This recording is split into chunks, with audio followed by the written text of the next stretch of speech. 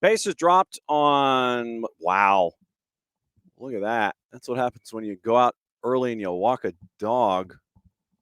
Don't put a hat on your head. Maybe I should put a hat on my head today. Look at that. That's just out of control. Maybe I should just smash a headset on it or something. Wow, that is just nasty. Wow, look at that. Hang on. Tell you what. No, well, John's not live from the brew house, but let me see. Do we change extra invite? No, that ain't it. It's like you get this new system and you're trying to figure out no, that's not what I'm looking for. Hang on. Settings. Okay. See, you get this new grid and you're trying to figure out your settings. Morning, Alex. And profile. I am not live from the Brewhouse Cafe. I am trying to stay as dry as humanly possible. Wow, that hair is out of control. If there was any place where I could, I don't know. Forget it. I'm gonna wear a hat. I'm being really self-conscious. I apologize. I'm being self-conscious. I'm getting a hat. So let me see if I can do this at the same time that we're talking. All right. So busy show as always. And it's going to be a lot of college soccer today. And we will break down a lot of what's going on in the in the NAIA and the NCAA. There's plenty to get into on both the men's and women's sides. And Kacey D will be joining us in just a little bit, and she'll be breaking down everything this morning. And we'll go over one of the wildest shootouts that you've seen, at least in the early rounds. And this is where we put on the hat. So we'll go over one of the wilder shootouts that we had in the previous round of the NCAA tournament. We'll get into that. We will also get into the NAIA starting off in hour number 2. You win and you come back. You win and you come back. So Steve DeCou, being a ritualistic sort, he is going to come back and be a part of the show at 10 o'clock. They had a big win yesterday over the Phoenix of Cumberland, Tennessee, Lebanon, Tennessee. And so they advance. They got a couple days. We'll walk through the match yesterday, and we'll break everything down with Steve DeCou from Georgia Gwinnett, hour number 2. So hour number 1, it's going to be men's and women's soccer on the college side in the NCAA tournament.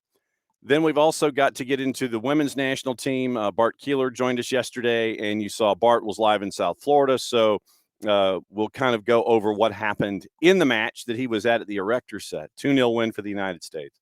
And we'll go over the numbers. We have some sound from Kat Macaria. We've got your highlights there as well. So craziness in the NCAA tournament, men's and women's. Kacey D should be joining us in about 7 minutes. Knowing Kacey, she'll be joining us in about 5. So we'll get into that. We'll get into NCAA, NAIA, men's, women's, hour number 1. Steve DeCou joining us at 10 o'clock. Georgia Gwinnett will discuss the NAIA tournament. We'll get into that too.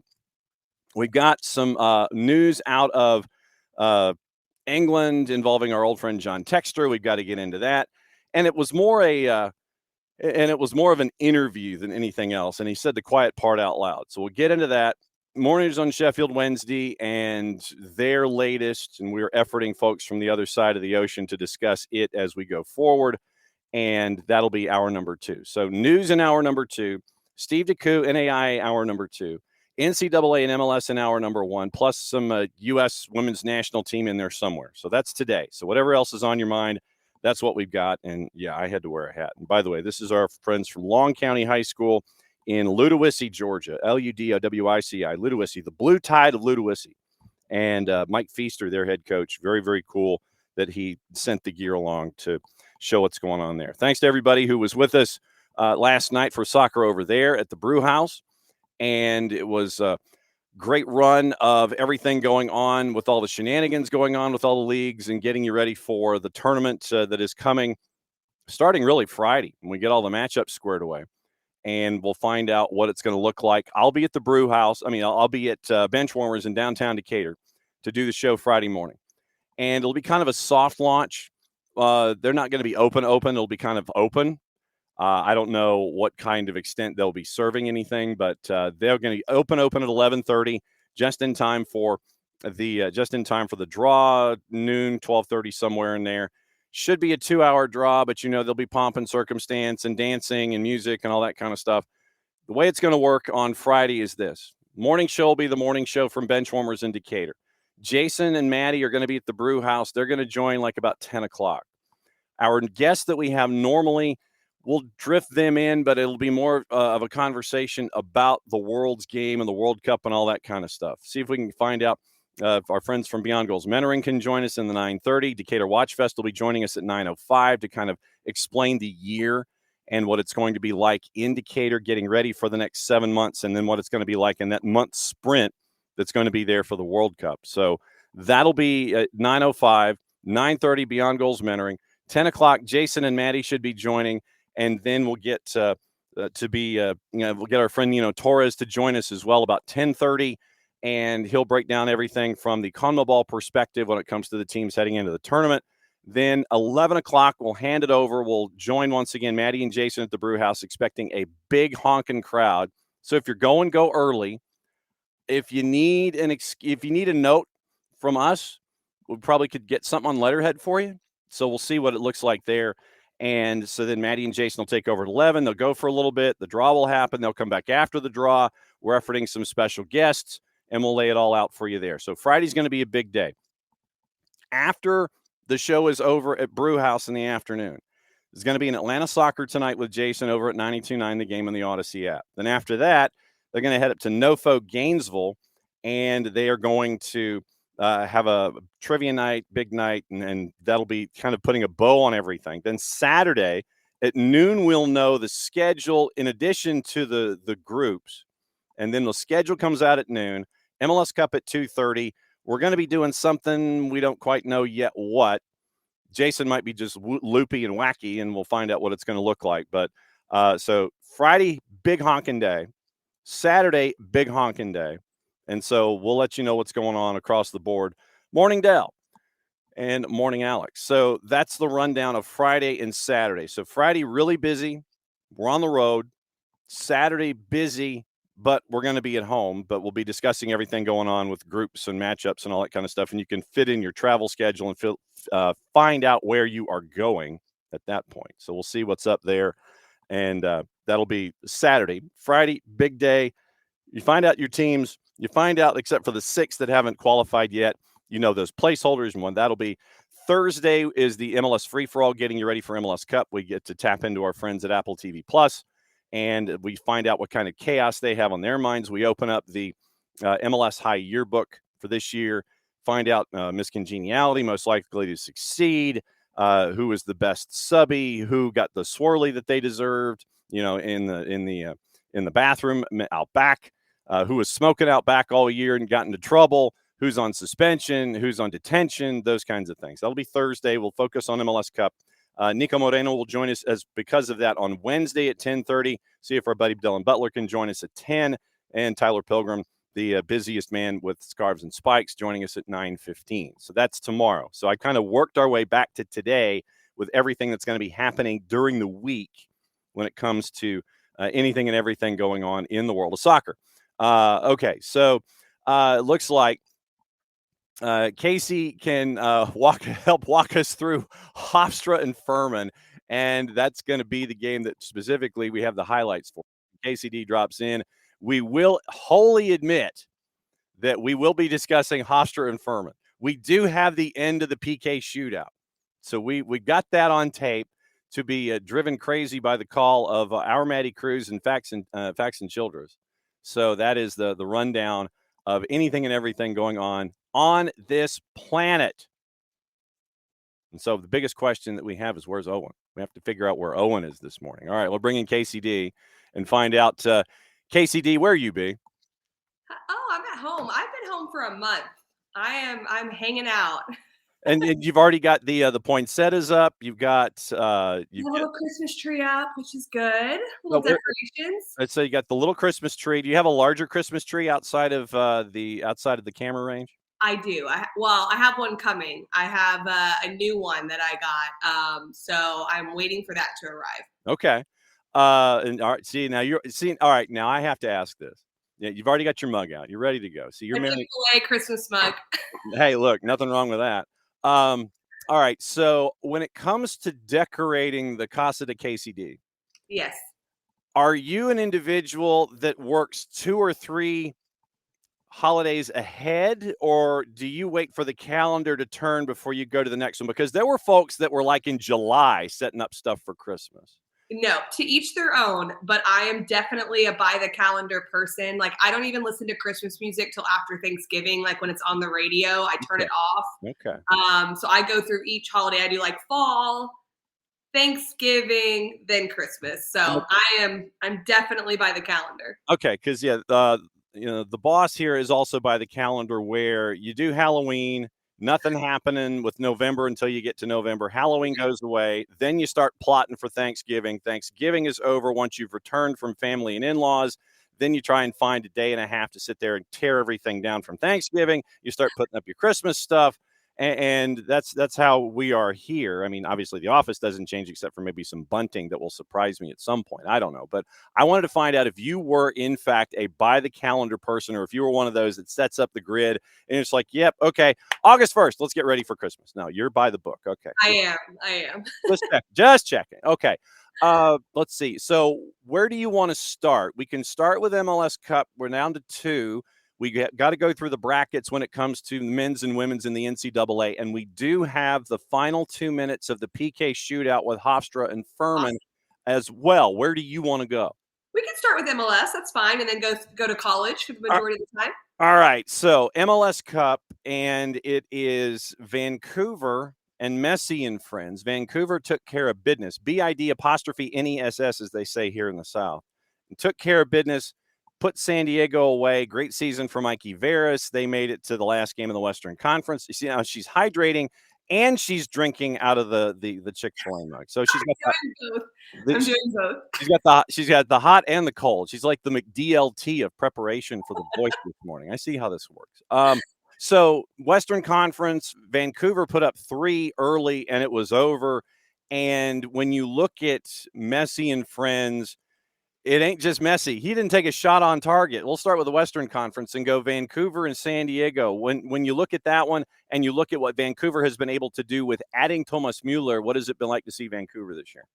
I think there's 2 things that I wanted to kind of address with Vancouver. The first one is the fact that they learned from the LAFC game. They gave up that 2-goal lead with LAFC, and easier said than done to keep a 2-goal lead on Son. Like, we know that and what he can do and what he did in that game, but incredibly impressive to continue to produce goals at the rate that they are. We talk about Inter Miami and their goal production, but honestly, the goal production from Vancouver is equally impressive. Now they were able to secure a lead, be able to see it out, which I thought was pretty impressive. And I just think that Vancouver has a little bit of an edge to them. Sebastian Berhalter is an emotional leader in midfield. You can talk about his game all day long, but you need players that have that extra grit, that extra energy and passion that you see. And I think he's a big part of that, alongside obviously the rest of the players that they have. Yeah, no doubt. And to see a Berhalter in the PK shootout in Vancouver, as we'll go back even around where you survive 11v9 basically when you're in the semifinal against LA. So you end up with Tristan Blackman getting the second yellow, which means he wasn't available last time out.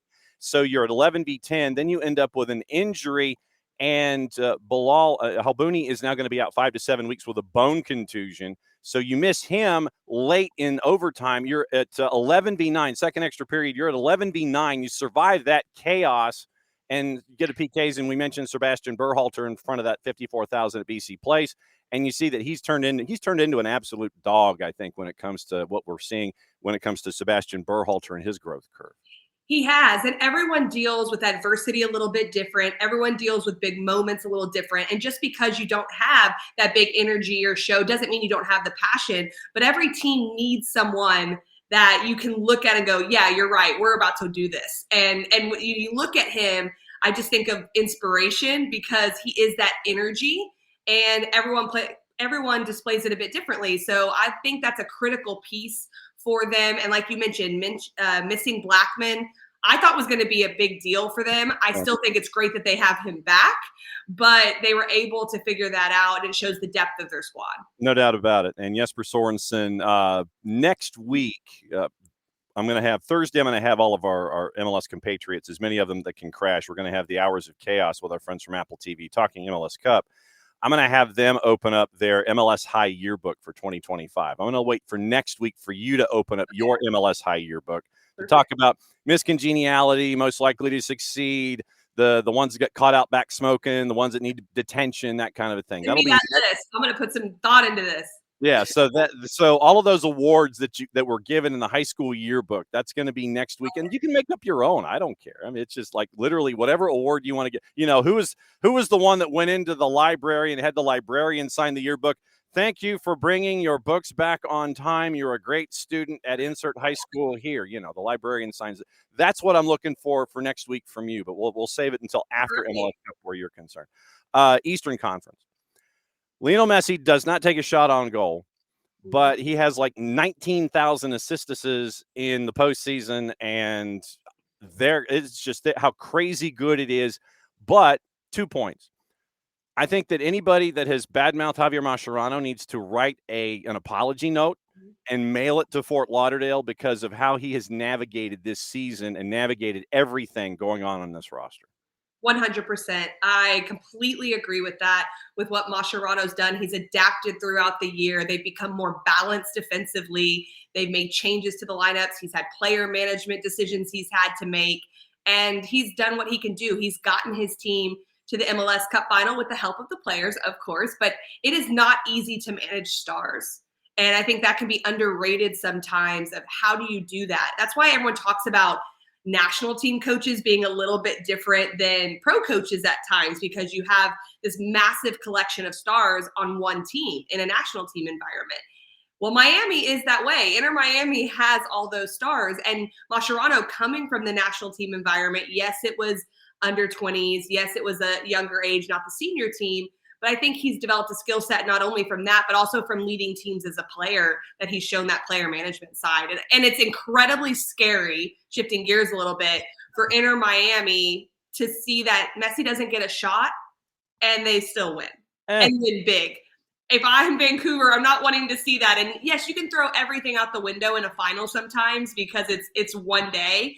But being more balanced defensively, more goal scorers, and then they still have Lionel Messi. That's a tough combination. And you sat one of your friends, literally, Mascherano and Luis Suarez, your buds, and it's like, I think we're better if you sit. I mean, that's one of those decisions where, we're looking at it a couple of different ways. We looked at it as you did what you had to do, because this way you got younger and faster. And I think if you go back to Game 3 of the Nashville series, I think that's when everything kind of flipped, where Suarez sits, you've got Silvetti and Allende up there in the attack. Messi drops back a little bit, and you get younger, faster, you're pressing, and you press Nashville out of the building. Then you go into the next round. You press that team out of the building. And so you're creating issues for everybody. Now they're having to think about, okay, well, what happens with these guys here in the lineup? What happens now with Messi? Now that he's right, there are more things in your brain that you've got to account for now with just one switch, and it's putting one of your veterans on the bench. Well, doing that is incredibly hard because, like you mentioned, it will be highlighted if it goes wrong. Mm-hmm. And he had to make those decisions. And then you have to have the buy-in. It doesn't mean Luis Suarez has to like it, and we know the competitor he is. I'm sure he doesn't. But you don't want anyone like that to cause a scene and to distract from the team. So far, so good. With dropping Messi deeper, it's like any false nine. You tempt that center back to step out of their back line. But now it's Lionel Messi. So you have to step out at times. Well, you don't, but it feels like you do, because if you don't and you don't communicate that to the holding mid, then Messi's running at your back line with capable forwards, young forwards running at you. And so what we've seen is that combination has worked because there's so much respect around Lionel Messi that everyone's drawn to him. And now you've got this pace in behind. Don't count Luis Suarez out, though. I think he's the type of player that if he does come into the MLS Cup final, he's going to have a bit of a chip on his shoulder as well. So credit to him if he can come in and be able to contribute if it's a tight game, and to Mascherano for almost cultivating that grind and that, okay, I've got a little bit of a chip on my shoulder, and I'm also Luis Suarez, who can score goals, could be a difference in the MLS Cup final. Yeah, and you've also got the last match for Jordi Alba and Sergi Busquets. To your point about drawing the center back forward, goal number 3 for Allende when he got the hat trick last time out. We played it yesterday, but I want to play it just to remind everybody about what the point you brought up. And this is blind because you didn't know we had this stuff. Your point that you bring up happened in goal number 3. So here's how it was broken down. Jake and Taylor on Apple TV Plus and the Eastern Conference Final. Right foot, wasn't it? I'm not responsible. Absolutely, I wouldn't touch that. Oh, Allende, is it 5? A hat trick for Allende!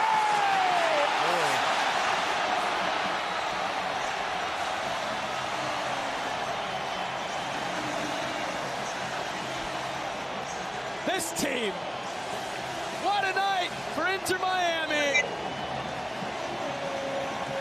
In the playoffs, that ties the MLS record. I ruffled some feathers this week because I said with Silvetti and Allende playing off Messi as a false 9, I'd argue Miami's unplayable. Any argument? You're so worried about Messi as a false 9 and playing through him, Silvetti and Allende will run circles around you because there's quality all over the field that Mascherano knows right now is the magic formula. Now, I do have an issue. I will challenge him with Vancouver's backline, but you could tell the moment in the highlight when you hear Taylor and Jake go, uh-oh, that was the through ball that you're talking about, where the center back comes forward and tries to bait Messi into a decision, which traditionally doesn't go very well. And that goes between the two. It goes between the two center backs, and literally it is Allende off and running for goal number 5. What you said was fruition in goal number 5 for Inter Miami. And the temptation to step out is real because Messi facing forward is even more scary at times with no pressure. So he has Rodrigo de Paul and Busquets underneath him. So that gives the green light to Allende, to Silvetti, to when Messi gets the ball, take off. And when you pull a center back out like that and then you disjoint your line, all it takes is for Messi to find the 1v1 matchup, because there's a 1v2 matchup with one of them. You still have 3 backs in the back line, but there's a 1v1 matchup, and a player running forward with pace is usually going to beat the defender if the timing is right on the pass. And so it's incredibly efficient attacking right now from Inter Miami. And that back line, so where the point was made by Taylor about, any argument, yeah, I'll argue with you because of the back line and the discipline that we've seen in the 4-2-3-1, whatever you want to call it, from Vancouver. That back line that we've seen, you get Blackman back as a part of this discussion. It's Johnson, Priso, Laborda, and Ocampo. Ocampo playing out of position for the 2 games because of the Blackman absence. Now you have that, and then in front of them, it's Kubas and Berhalter. I'll take those 6 going up against the high power of Inter Miami because of the discipline that we've seen from them all season long to get to this point.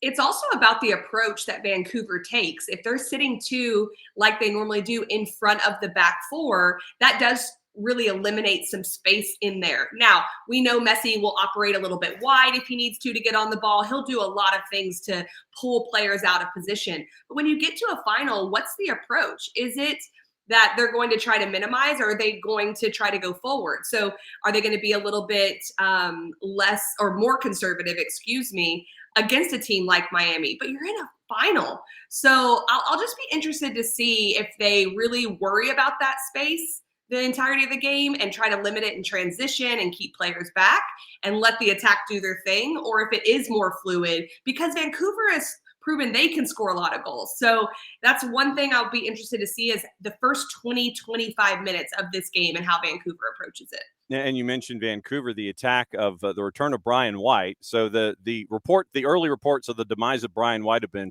shortly exaggerated. Ali Ahmed, Thomas Mueller, Sabi, Brian White, and once again, Berhalter coming into the part of the attack. I think, and this is something that we've seen in the Eastern Conference all season long, And it is the back line of Inter Miami.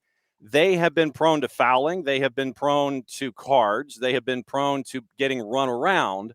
And I think that possibly with the speed and the passing that you see with Vancouver, that's the part of this that I'm intrigued, because you know that Jordi Alba, he's going to go forward. So that means you take the dial on the old radio receiver, and you sit there and you turn it a knob. You turn the volume one position. Everybody rotates once. That means that Noah Allen rolls over, Falcone rolls over, Busquets comes back, and then, whatever it looks like at right back is Cello Weigand, who at times is a walking yellow card. Falcone, Maxi Falcone has a great head of lettuce, but sometimes he's very, very desperate and ends up with a card here and there. So I think Miami's backline can be had, especially if Alba gets caught going forward and that space is there down the attacking right-hand side that he gets, and that open space. You have to take advantage of the open space when the aggressiveness for Inter Miami takes hold. 100%. And that's something from a scouting perspective that they'll know through and through of these are transition moments that we can potentially take advantage of, and we need to frustrate the back line of Inter Miami. And that's why I don't necessarily think that they're going to be, I don't want to say overly worried about Messi. Of course they are, right? But I do think that Vancouver would do themselves a disservice if they didn't try to frustrate Inter Miami's back line and the defensive unit. So if they sit back with too much respect in the game, I think it's to their detriment. What kind of game are you expecting? I think it's going to go longer than 90 minutes. I knew you were going to ask that. I'm very interested in watching this because it's been so many goals that I feel like it's either going to be more of the same or it's going to be 0-0 and they just can't figure it out and they go to extra time. I doubt that. I think there's going to be goals in this game. But you just wonder if it's going to dry up at some point or if it's just they're going to mute each other in that regards. But I do think in Miami, it's going to be an exciting game, a lot of action. But yeah, I could see extra time. I'm not 100% sure on that. But I don't know on this one who I think is going to win. I really don't. After watching Vancouver, I covered mostly the East Coast. Yeah. After watching a lot of Vancouver this playoffs, they have what it takes to score goals, and you need that against Miami because normally they're going to get a goal or two. Yeah, and so we will keep an eye on it. Last night on Soccer Over There, we did picks of the week, and I said it was going to go longer than 90 minutes. That I was sure of. How many goals we were going to get, I don't know, because you know how cagey Vancouver can be, especially on the road, going up against a hot crowd in Fort Lauderdale at the Erector Set. I cannot wait until Saturday afternoon to see how this plays out with a team that knows what they want to do in Vancouver. They've done it all season long. They can frustrate the ever-loving ish out of you. And I think that when you can do that, you push some buttons for some folks for Inter Miami, then I think that it might, for Messi and friends, be an interesting afternoon. I don't know how long an afternoon, but I think it'll be an interesting afternoon.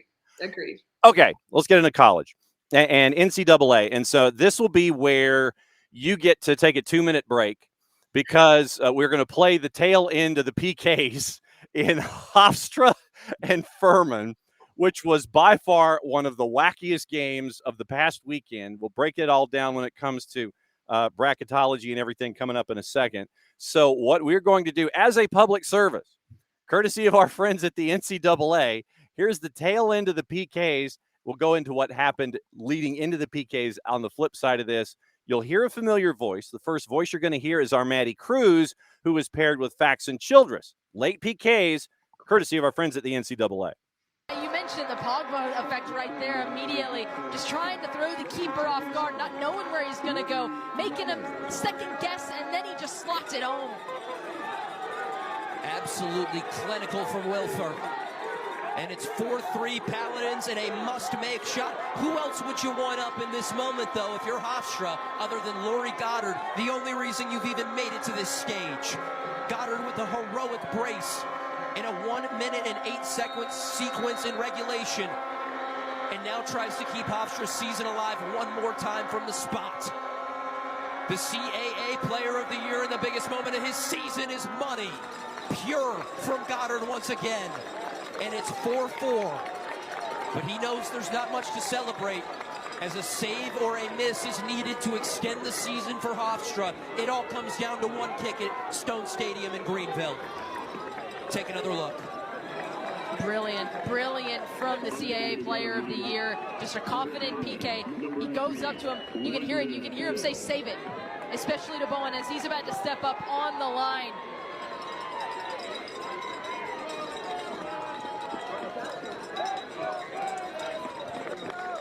Everything is on the line in this moment.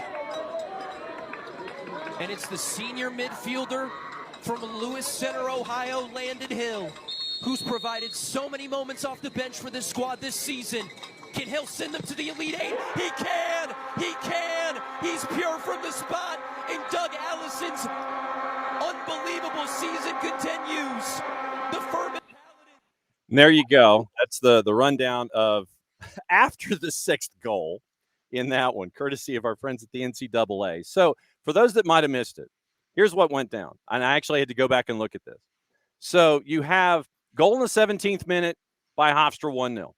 1-1 at the break. You score 36 seconds before intermission, so it's 1-1. Then you have 4 goals in a 5-minute period. 4 goals in a 5-minute period. 76-03, 79-52, 80-11, 81-19. So that 76-03, that's an outlier. That made it 2-1 Furman. So then you have 3 goals in what?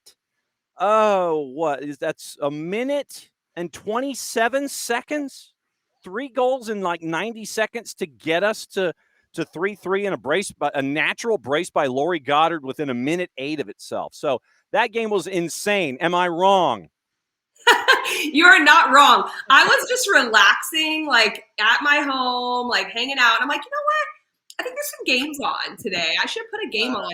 And I go to the ESPN app and I see 3-3. And I'm like, how did I miss all of this action? And then I go over to the game, watch the rest of it. Obviously, the penalties were very exciting, especially for the neutral fan and Furman. Yep. But I noticed how those goals were scored because they kept recapping it. And I was so sad that I missed this. But I have to say this. I'm listening to the game. I'm watching overtime, second overtime. And I'm like, this woman is really good. I was listening to the broadcast and I'm thinking, this analyst is doing a great job. And then I hear the play-by-play go, Madison. And I'm like, I know who that is. And so I let the game finish. I sent her a message on Instagram. And I'm like, was that you? Because it never said her last name. And I didn't hear at the end. And she said yes. And I was like, you were excellent. It was just so fun to listen to her call that game. And she said it was a great time. But I have to give her a shout out. I know, obviously, she's super connected here. And I just thought she called it a really good game. And it's not easy to do in those moments, especially going into penalties. That's an interesting type of call. And she did a great job. Yeah, so background, Maddie was our first ever intern. And she has turned it from being an intern with us to being with us and doing all of those other things, being one of those wandering minstrels, that does NAIA and NCAA. And she kind of got locked into the Furman Regional after the SoCon Championship. So, yeah, she has done some tremendous work. But, yeah, she was crushing it up there and got to see absolute chaos. Yeah, I think it took her like a day and a half to come down from that. I don't doubt it. I know that feeling. I know that feeling for sure. 3-3 in PKs and the home side wins. It's a great story because you have a coach who's hanging it up after this season. His story continues, and now they're going to play Portland, and that is going to be I need a calendar. Friday at 10 Eastern in Portland, the 16 and the 8. And then you've got Akron, who has survived. Akron beat Duke, and I know the Carolina in you is sitting there going, ha, ha, ha, ha, ha, ha. And yeah. I'm inside. That's like I was waiting for something. So Duke loses to Akron, the 14. Duke had made it through unseeded, knocking off Fairleigh Dickinson, knocking off number 3 Princeton, then losing to Akron. Akron takes on unseeded and unranked St. Louis, who beat Bryant in PKs. And that's how that's going to be in the upper half of the bracket. Then on the lower half of the bracket, Washington knocks off number 12 Stanford. So it's Washington at Maryland. And I guess they had to leave like later today to get there by Saturday at 1:00 I think this is an ACC matchup now. Washington and Maryland. I had to think about it for a second. So Saturday at 1:00, Washington and Maryland, then Georgetown and NC State, the 7 and the 15. And that's your final 2, 4, 6. That's your final 8 in the NCAA on the men's side. How nuts is it to have a bunch of 10 and belows as the survivors as most of this 8? You said exactly what I was about to say. The highest seed is a 4 with unranked teams, with a 16th seed, with a 15th seed. I don't know because I haven't followed it year after year after year for the last 20 years since I've been out of college, but I don't remember this many unranked teams or lower seeded teams being this far. There's always someone. There's always one or two. But to not have a seed above 4 is pretty incredible. And it's fun for us to be able to watch that. And you just never know what's going to happen. And that makes it exciting this time of year. Yep. On the women's side, Florida State as your 3 continues to work their way through. They knocked off Ohio State 4-1. Stanford as the 1 beat Michigan State as a 2, 5-1. Stanford putting 5 goals on the board this late in a tournament. That to me is always something you got to kind of sit there and raise the eyebrow at a little bit. Then it's TCU over Vandy in overtime, a 2 beats a 1. Then Duke is a 2 beat Washington 3-0. So you're looking at Florida State and TCU in one semifinal, and then the other semifinal, Stanford and Duke. So you got your blue bloods on one side and the youngins on the other side, a 3, 2 2s, and a 1 in your Final Four on the women's side. And this is why I say Stanford has the ability to win this entire thing is the goal scoring that you mentioned. We talked about it with Inter Miami from an MLS Cup perspective, just the ability to score goals. Stanford at the collegiate level has so many goal scorers, and it's incredibly unpredictable. And it's not like they just run through people in a 1v1. They're scoring from corner kicks. They're scoring from set pieces. They're scoring from headers. They're scoring from run of play, shots from distance, combination play. Like anything you can think about, they can figure out and produce on a soccer field. And if anyone is going to stop them, though, I do believe it's Duke. I think that semifinal matchup on Friday is going to be one to watch. Duke absolutely played Washington off the field. I just watched the game last night, and Washington barely had the ball. And Duke did the same thing in the ACC semifinal as well with Notre Dame, but they gave up a goal on a counterattack, and then they took them really late, just weren't able to see it out. But they dominate in possession. So which is going to give with Stanford Duke, I have no idea, but I think that matchup is going to be the one to watch. So Stanford, just for edification purposes, beat Cal Poly 3-1. Beat Alabama on a game that you might see on a muddy, grassy field on a college football Saturday. 7-3. That to me, it's like, excuse me, what? 6-0 over BYU. 5-1 over Michigan State. They're slipping. They're scoring less and less goals each time. So if you have a team like Stanford, all right, let me put your coaching cap on for a second. Do it. Coaching cap is on. You've got a team in Stanford that has scored 21 goals in 4 games in a postseason tournament. Mm. If you're staring at these numbers, I guess, first and foremost, don't stare at those numbers. How do you defend and create opportunity for yourself? I'm not going to say as the team. I'll say it as a team playing against Stanford, because I can't mention that 4-letter word to you specifically. I gave them their due. I said if anyone can beat them, I gave them their due. Okay, so if you are a team squaring off against Stanford that is as lethal as they are offensively, how do you defend well and create opportunities for yourself? Obviously, having to be clinical at the other end because you may not be getting a whole lot of chances. How do you defend against something like that? I think depending on their opponent, which of the 3 they play, whether they get to the final or not, it's going to depend that answer. Duke, if I'm Kieran Hall, I am staying with my game plan. I think Duke is good enough to keep the ball and to make Stanford defend. I don't think they need to sit in, but it is going to be about moments of the game. If Stanford enjoys some possession for 3 minutes, 5 minutes, 7 minutes, then they have to find a defensive block that makes a lot of sense. Duke loves to press and loves to be higher up the field, but there are going to be times that Stanford's possession is going to push them into their defensive third, and they are going to have to keep their distances really tight. And their marking in the box is going to have to be great with positioning, all those little details and those fine margins that separate teams at the highest level. But if I'm Duke, I am completely trying to outpossess Stanford. I'm trying to create my overloads just like I've done all year.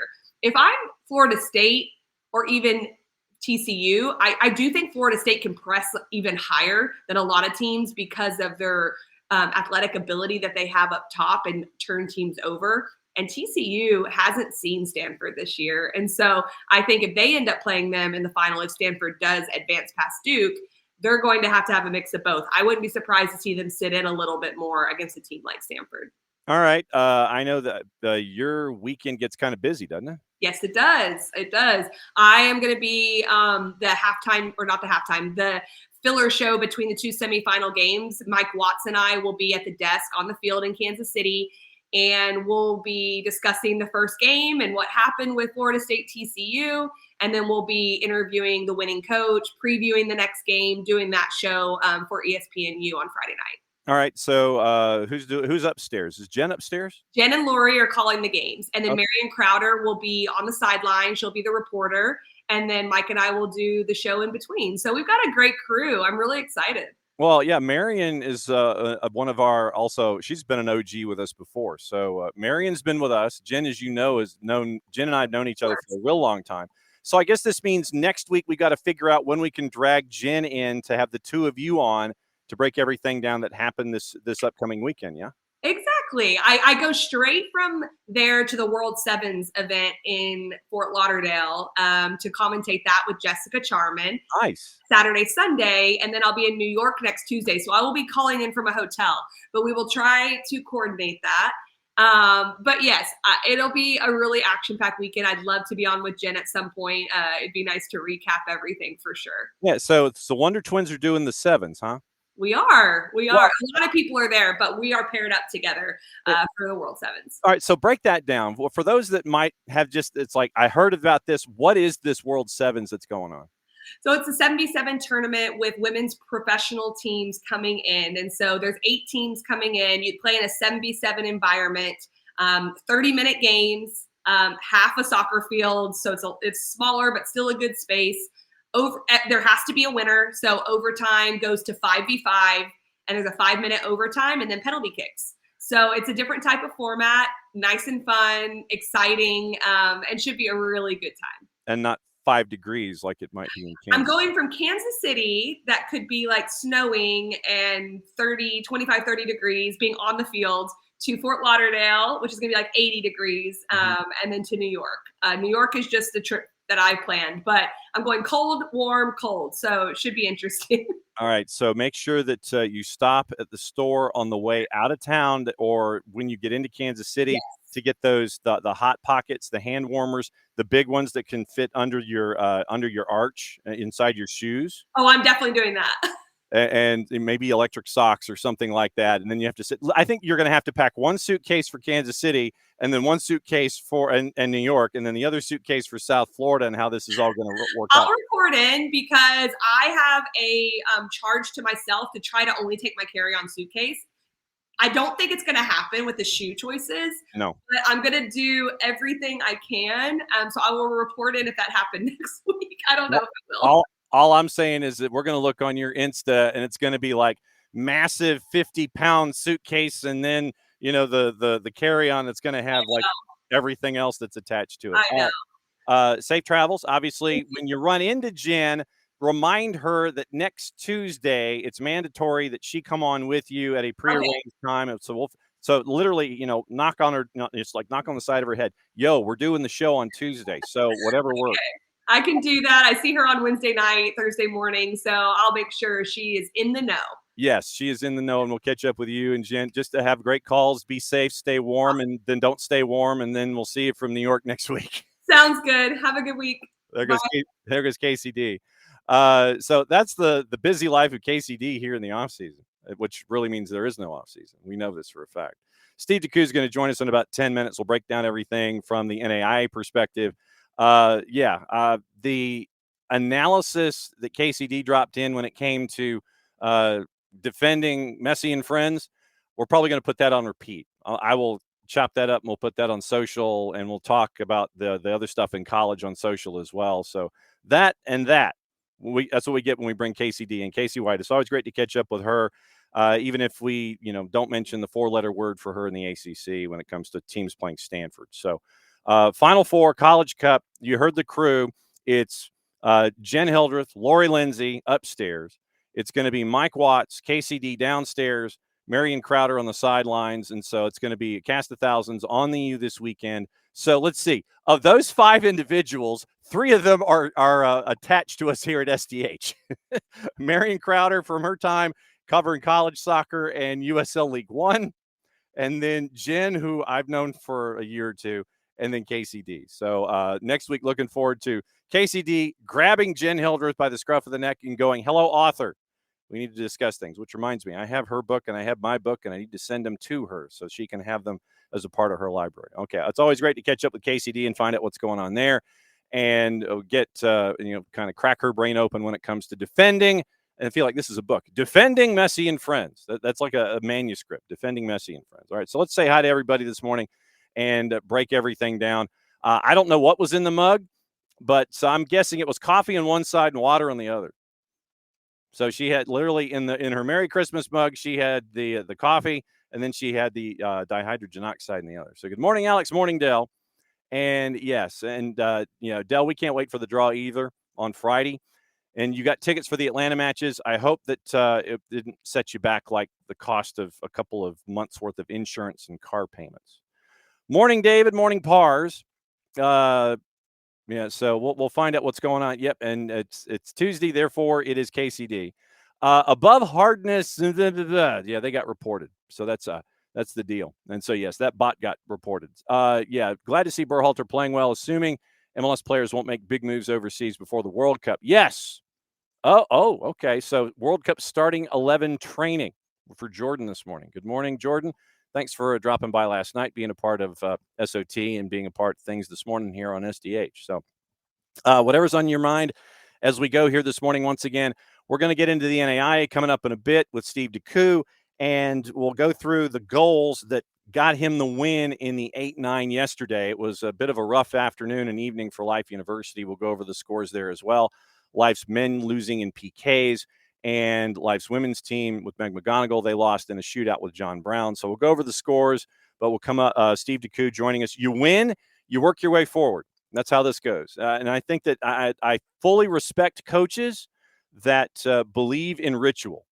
I'm not going to say superstition because I'm more ritualistic. I'm not superstitious. So you win, you keep coming on. So I completely and totally respect that when it comes to what you are when it comes to being in a postseason tournament. So Steve DeCou, head coach of Georgia Gwinnett, coming up in just a little bit. So let's get into what happened with Georgia Gwinnett yesterday leading into Steve's appearance. And so yesterday it was in Orange Beach, and we'll get into this with Steve in a sec, but the weather couldn't quite make up its mind what it wanted to do. And it was, since you were on a turf surface, it helped out at least a little bit where you weren't having to deal with puddles and such, but it made for interesting offense and tactical elements and things like that. So it was a 1-0 lead for Cumberland of Tennessee, and they end up with Mikhail Gelabert getting a goal in the 33rd minute. And so with a minute to go in the first half, and Derek, I'm right there with you. I'm not superstitious, just a little stitious. Absolutely true. With about a minute to go in the first half, you had this moment off of a throw-in, and it eventually turns into the equalizer here, courtesy of the NAIA and the Urban Edge Network. Here's the goal call, provided I had volume. Followed up, and it's scored!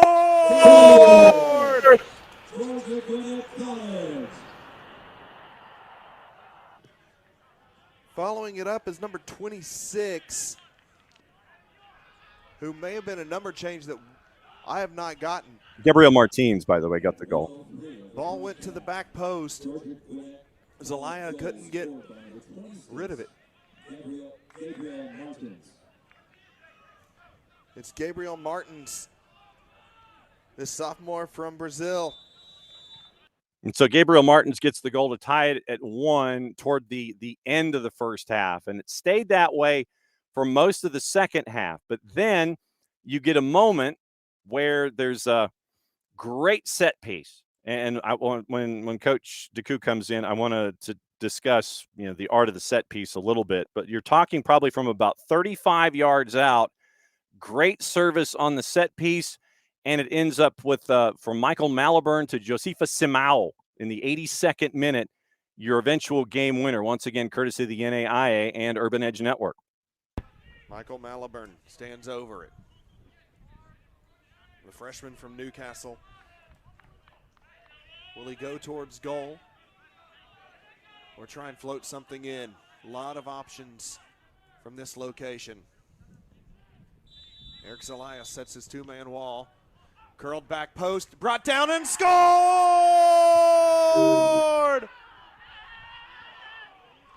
Josefa Simu. Perfectly placed. Josefa Simu brings it down, takes a touch, brings it to the right foot, and slots it home. And the Grizzlies take a 2-1 lead. What a ball by Michael Malibran. And Coleman for Nicole is Josefa Simu. Now, so they end up getting the win in the round of 16, 2-1. They advance and have a couple days off before the round of 8 matchup.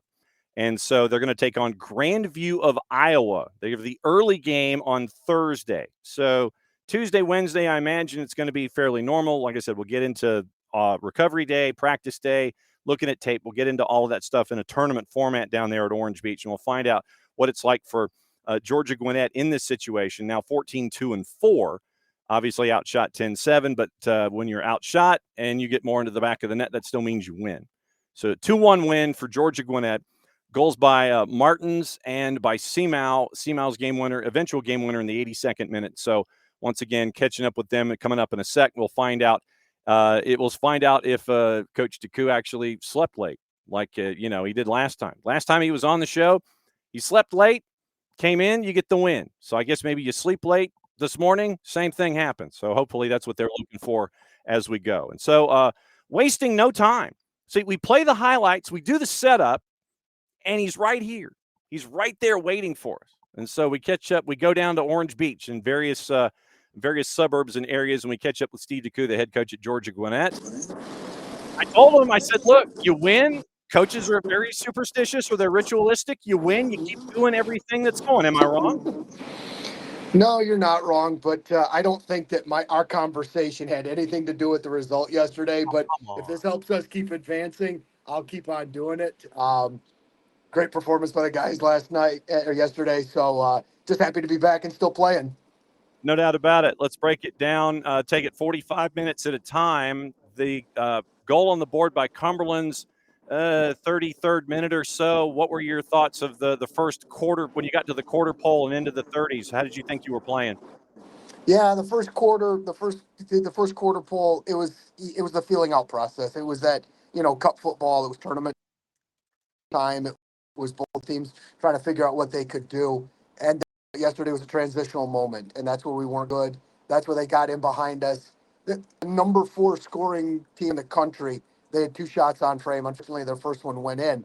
But from about 30 to 44, we were, dare I say, hanging in there. It was we were up against it, and then we turn them over. Ball played to the back post.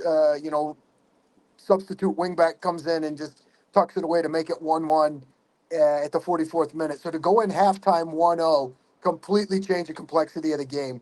If we're going in 1-0 down, we're chasing the game. There's the nerves, everything you're dealing with that. But when you score and take the momentum away from them, now you've punched them in the nose, and we had the momentum going into halftime and then felt that we had a better performance in the second half, executed more like we wanted to coming out of halftime. So what did you tell them at the half, obviously coming off of that equalizer at 44, under a minute to go in the first half? What was the conversation in the locker room? Part of it was just some of our rotations defensively weren't good enough, and so we had to fix that. Some of it was, the nerves are done. Play. We had some bad giveaways in some places that led to their attacks, and so just follow the game plan, get the ball to where it needed to go, and just keep it simple. Sometimes human nature is, I'm going to try to do it myself. I'm going to try to make the play. It was more of just keep it simple, keep the ball moving, make them chase. And when we did that, we were a lot more successful.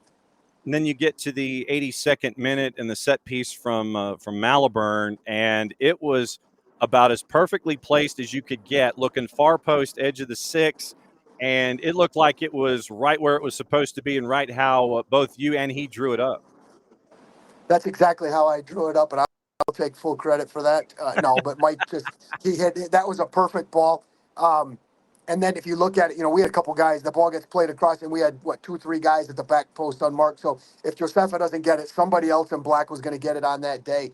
But little interesting fact for those Atlanta United fans: Michael Malibran from the same hometown as the last number 2 from Newcastle that we had at GGC that people might remember, won Jack Gurr. And so that was a Jack Gurrish free kick that just got whipped in, perfectly located, squared across the box. Let's go, baby. And you did that. You get the other 8 minutes in the barn. You get the win. So then what are you doing today? Is today rest and recovery and tape, getting ready for Thursday morning? What are you doing today? Yeah. So if you can kind of hear in the background, I'm sitting on the balcony over listening to the ocean. I've already got up, went for a walk, had breakfast. As soon as we're done with this, the assistants are coming in. We'll finish watching film, put together the game plan. Then it's a training, a recovery session at about noon. Let the guys just kind of hang out. We've kept them away from the beach a bit. It's like, hey, we're here on business, but today, just kind of go walk the beach, enjoy it, just breathe, relax, sleep, do whatever you need to. And then, good dinner tonight. Then tomorrow, another training session and preparation. But you got the other half of the bracket plays today. So probably the coaches will want to sneak over because we're gluttons for playing. It's fun to just sit in the stands and watch somebody else have to go through the rigors of the game because, this is a small community coaching. We all know each other. And so got a lot of friends who are down here and just to see them play. And so not supposed to rain today. We didn't get out to any games yesterday because after our game, the skies opened up. And well, even if it does, I'll watch it from inside here. But, so just to be able to be a part of this event is something special. What's it like cramming for a test? Because I think that being in a tournament is the coaching equivalent to cramming for a test because you've got to prepare for everybody. Then half of your information goes away, considering that only one team advances. I guess get into the art of cramming for a test. What's it like in a tournament format trying to prepare on the fly? Yeah, we don't do as much advanced scouting and have, dossiers on multiple teams. It's okay. So now we know we're going to play Grandview. So last night we watched their game against Bethel from yesterday morning. We're going to go back and watch their opening round game and then their conference tournament game. So we'll start to cram for that. Maybe that's a reason that's how I got through college, was through cramming. So it's just second nature. Please don't let the professors or the administration hear. That's what I advocate. But with smaller staffs like we have, we can't do as much advanced scouting, and so we have ideas on teams. We've recorded games all year. We have ideas on how teams play. But now it's also this time of year. I mean, we're fairly healthy, and that's a rarity at the college level for this. So we might have seen a team play a month and a half ago, but they might be missing 2 or 3 guys to injuries. And that's what we've noticed in this tournament. Some key pieces are not there in other teams. And so how does that affect the way that they play, the way that they set up what they do? And so used to it, man. So it's just, it's a good problem. Guys, just don't understand the plan and we're going to, the last night's game and the other snippets that I've been able to observe, they're very similar to our last 2 games. So the game plan's not going to change much. What I do like is I don't really see anything crazy, outside backs tucking into the midfield or different rotations that we're going to have to deal with. I mean, yesterday they had some great wingers that really tried to isolate us. And I just hopefully don't have to see that on Thursday, but we got some more film to watch and we'll figure that out. Yeah, so Grandview doesn't have Jordi Alba wandering in like he normally does or anything like that, huh? Exactly, but Cumberland had Lamine Yamal out on the flank that he torched us a couple times, but we were able to deal with it and keep him out wide. But hey, it's this time of year, everybody's got great players, so just deal on. Okay, show me the water before you get out of here. Go ahead and you can go ahead and stand up. Go ahead and show me. I want to see what it looks like. Hey, it's blue. Sweet. I had to get the peek in. Thanks again for crashing. Obviously, we had to talk to you after the win, and thanks for the quick turn, and thanks for putting up with us. Good luck in a couple days. Enjoy the easier day here, getting ready for things. Just take it easy. Enjoy your time. We'll catch up with you soon, my friend. Thanks for dropping by on the flip. Thank you. Appreciate you. There we go. Steve DeCou, head coach at Georgia Gwinnett. Cameo for him. Literally, I just needed him for a couple minutes because we got the highlights in, talked about the match. He talked about how Grandview took care of Bethel, and so that's where we are. All right, we're in hour number 2, and thanks for dropping by as you always do here. Let's go over the rest of the brackets. When it comes to the men's side, the NAIA, once again, you've got the right-hand side of the bracket going today. And so right-hand side's going today, and then you'll be down to your final 8. And then on Thursday, you'll have your 8. And then from there, you'll get into the weekend, so on and so on. And they tell 2 friends, etc. So what happened yesterday? Grandview, as you heard from Coach DeCou, Grandview knocks off number 1 Bethel. Grandview in unranked. They beat number 16 Indiana Wesleyan. They knock off number 1 Bethel. They're going to take on Georgia Gwinnett. The morning game on Thursday, 11 Eastern, and you can catch that on the NAIA platforms, probably Urban Edge Network and all of that. So 11 a.m. Thursday, Eastern time, it'll be Grandview and Georgia Gwinnett. The other game, 2 o'clock Eastern time, Warner Pacific knocks off the number 13 seed LSU Shreveport. So the Pirates go home. Warner Pacific stays. Cumberland's beats Life University in the 5-12 in PKs. So Life University comes home on the men's side. Great season for Coach Alex Palma. And so the 5 goes away. So the left-hand side of the bracket, 2 unseeded teams, your 9 and your 12. Grandview, Georgia Gwinnett, Warner Pacific, and Cumberland's of Kentucky. That's the left-hand side of the bracket. That's the 4 that have made it to the quarterfinals. Today, going on right now, Oklahoma Wesleyan and William Penn. Well, actually, no, in an hour. So lineups are probably out. But Oklahoma Wesleyan, your number 2, and William Penn. That's going to be at 11 o'clock Eastern. 2 o'clock Eastern, John Brown and Mid-America Nazarene. Once again, 2 of those 4 not seeded. Oklahoma Wesleyan's your 2, Mid-America Nazarene's your 7. 5 o'clock Eastern, Bethel of Indiana, the 3, and Indiana Tech. 8 o'clock Eastern, WVU Tech out of West Virginia, your 11, and Ottawa, Kansas. So you have 4 seeded and 4 unseeded teams that have made it out of the second round on the right-hand side of the bracket. So what you've got left are the 2, the 3, the 7, the 11. Some of those could go away today. Those that have advanced, your 9 and your 12. So seeding doesn't really matter. So the next time we have Steve on, we'll discuss this. And regardless, probably after the finals. The finals, by the way, are on Monday at 3 Eastern. So we might be able to swing something there either Monday or Tuesday if Georgia Gwinnett has made it all the way through. But right now, quarterfinals, you have 2 seeded, 2 unseeded teams on the left-hand side of the bracket, and your quarterfinals will wait through those at 11, 2, 5, and 8 today in the NAIA on the men's side. On the women's side, we'll break down what happened there. Yesterday, it was Golden Eagles defeating Running Eagles, and it was John Brown 4-1 over Life. The Golden Eagles improving to 15-2-4, and Meg McGonigal's Running Eagles finish up at 18-3-1. So it was a bit of a shootout last night. John Brown's going to have a couple days rest before they take on Cumberland's of Kentucky in the quarters. So looking at the championship bracket on the women's side, yesterday, once again, left-hand side of the bracket was what was active. Marion of Indiana in Pensacola, number 1 knocks off number 16. So the number 1 team seeded advances Marion over Taylor. Oklahoma Wesleyan, the seeded team, knocks off Mid-America Nazarene. So it's 1-8, 11 o'clock on December the 4th, left-hand side of the bracket in your quarterfinals. 4-13, Cumberland's Kentucky with the upset of College of Idaho in seeding. So the 13 beats the 4. They advance. They're going to take on John Brown once again, the 5 who knocked off Life, the 12.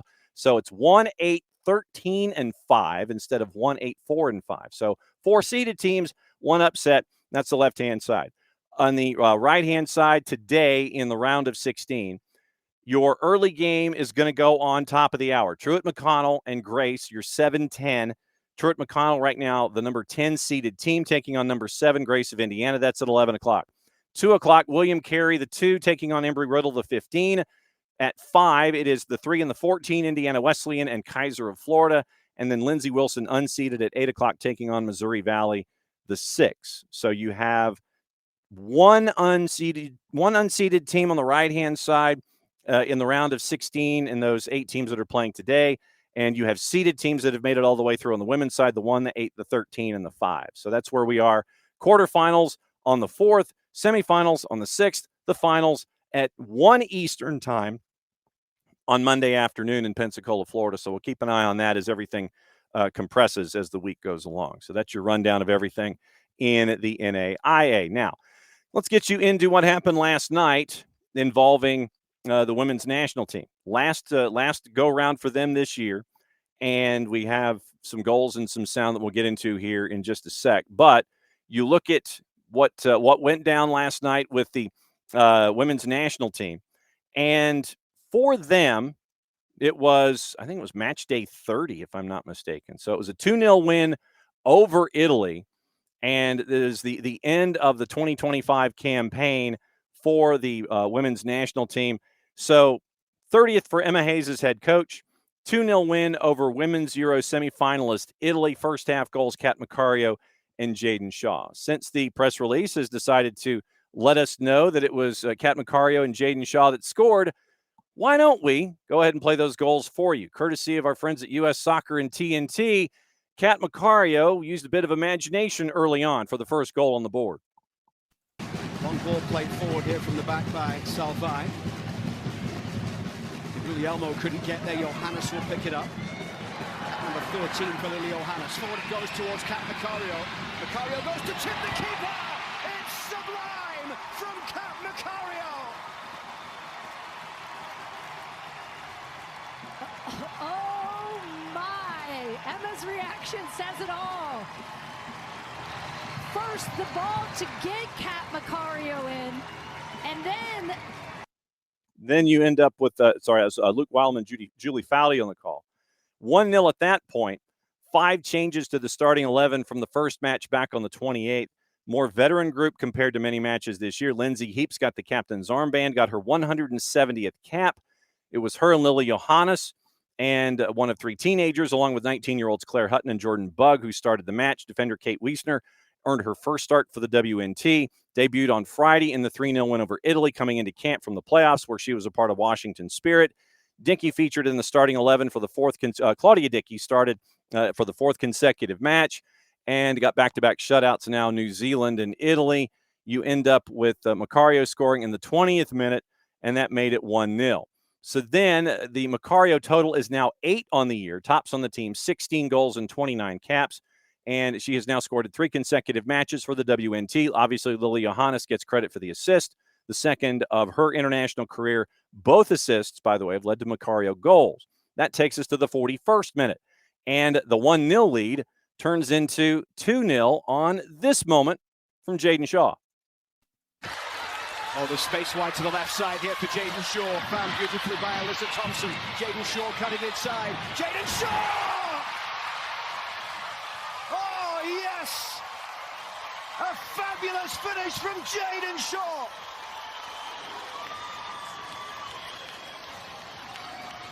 Inside the final 5 minutes of the half, 2 great goals here for the US against Italy.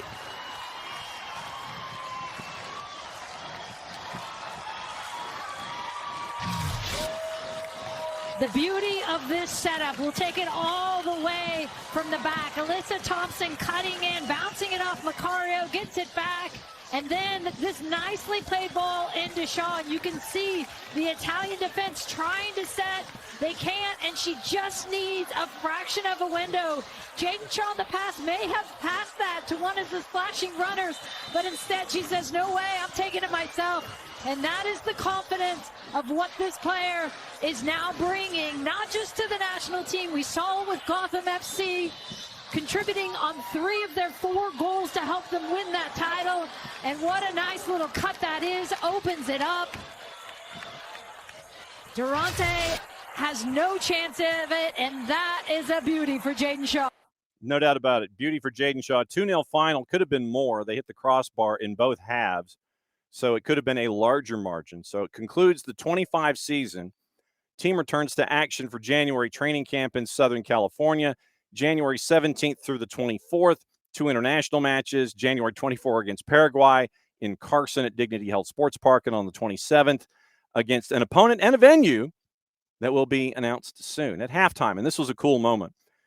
USWNT women's national team, longtime captain Kate Ward, honored with the Social Impact Award. And we've had conversations with Kate leading into the Deaf Olympics. You'll remember the conversation we had with her, considering that she's hanging up her boots internationally after that competition where they end up getting their 5th gold medal.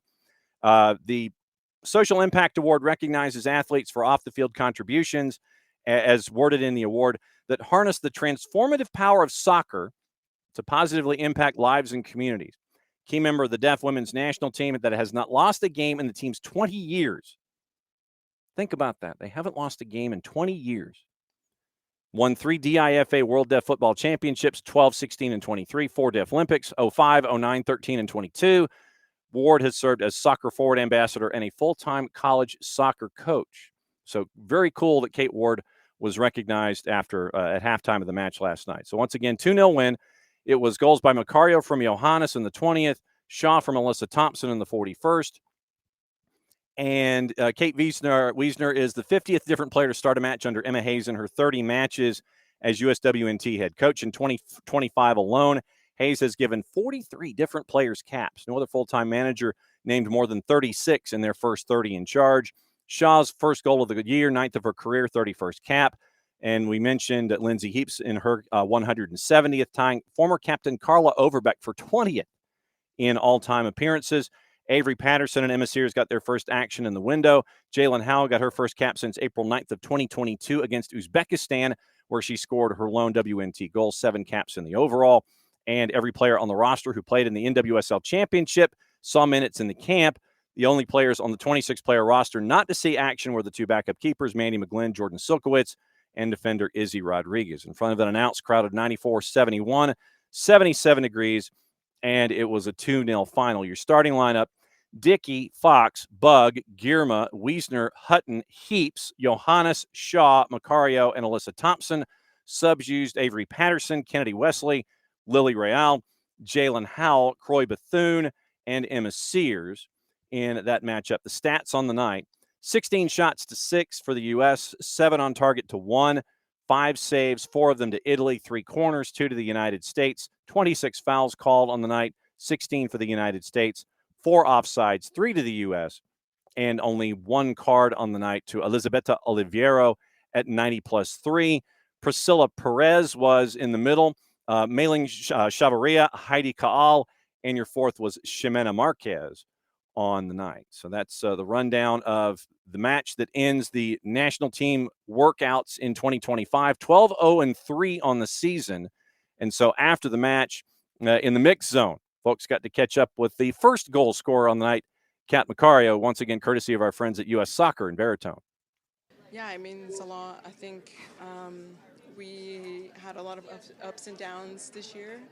So I'm just really proud of this team for being able to battle through everything. A couple losses, a couple ties, which of course is difficult, but at the same time I feel like it helps us grow.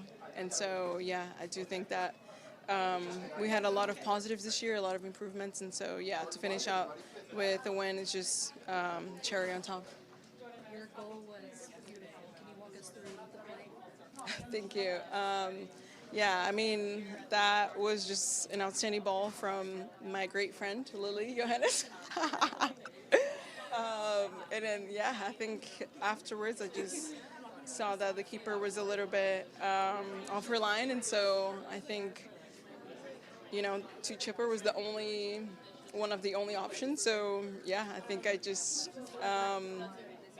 tried to think quickly. And, yeah, thankfully I pulled it off. Most certainly did that off the chips. So that made it 1-0 on their way to a 2-0 win. Luke Wildman, Julie Foudy on the call last night on TNT, BR Sports. and the U.S. soccer. So that brings us to everything else going on today. And we've got all the news to get into. We've got what to watch, where to watch it, how to watch it, all the things. But, and I say but, let's start with our friend John Texter, shall we? And there was an interview that was done recently with John Texter, and it was brought into discussion in the Times. Matt Lawton, and Matt is one of those folks that you really don't want to have as a, as one of those folks that you want to have a byline with. I'm just saying. You really don't want a byline with him. But then when you get a byline, it's usually going to be something pretty journalistic. Headline from the Times and Matt Lawton. John Texter, Evangelinas Marinakis link allowed our clubs to adjust, in quotation marks, transfer fees. They made deals. The former Crystal Palace shareholder and Botafogo owner made deals for 9 players with his partner, in quotation marks, in the subhead, Marinakis, who owns Nottingham Forest. Article. John Texter has suggested that his special relationship with the Nottingham Forest owner, Evangelinas Marinakis, has enabled him to adjust transfer fees to the benefit of their clubs. And this is what I was getting into this morning when I was saying that Texter seems to be saying a bit of the quiet part out loud now. I mean, it's not necessarily a surprise that you have folks that do wink, wink, nudge, nudge. How'd you do? Hey, I'll work with you. You work with me. We'll kick it down the road. We'll work together some more. I mean, it happens all the time.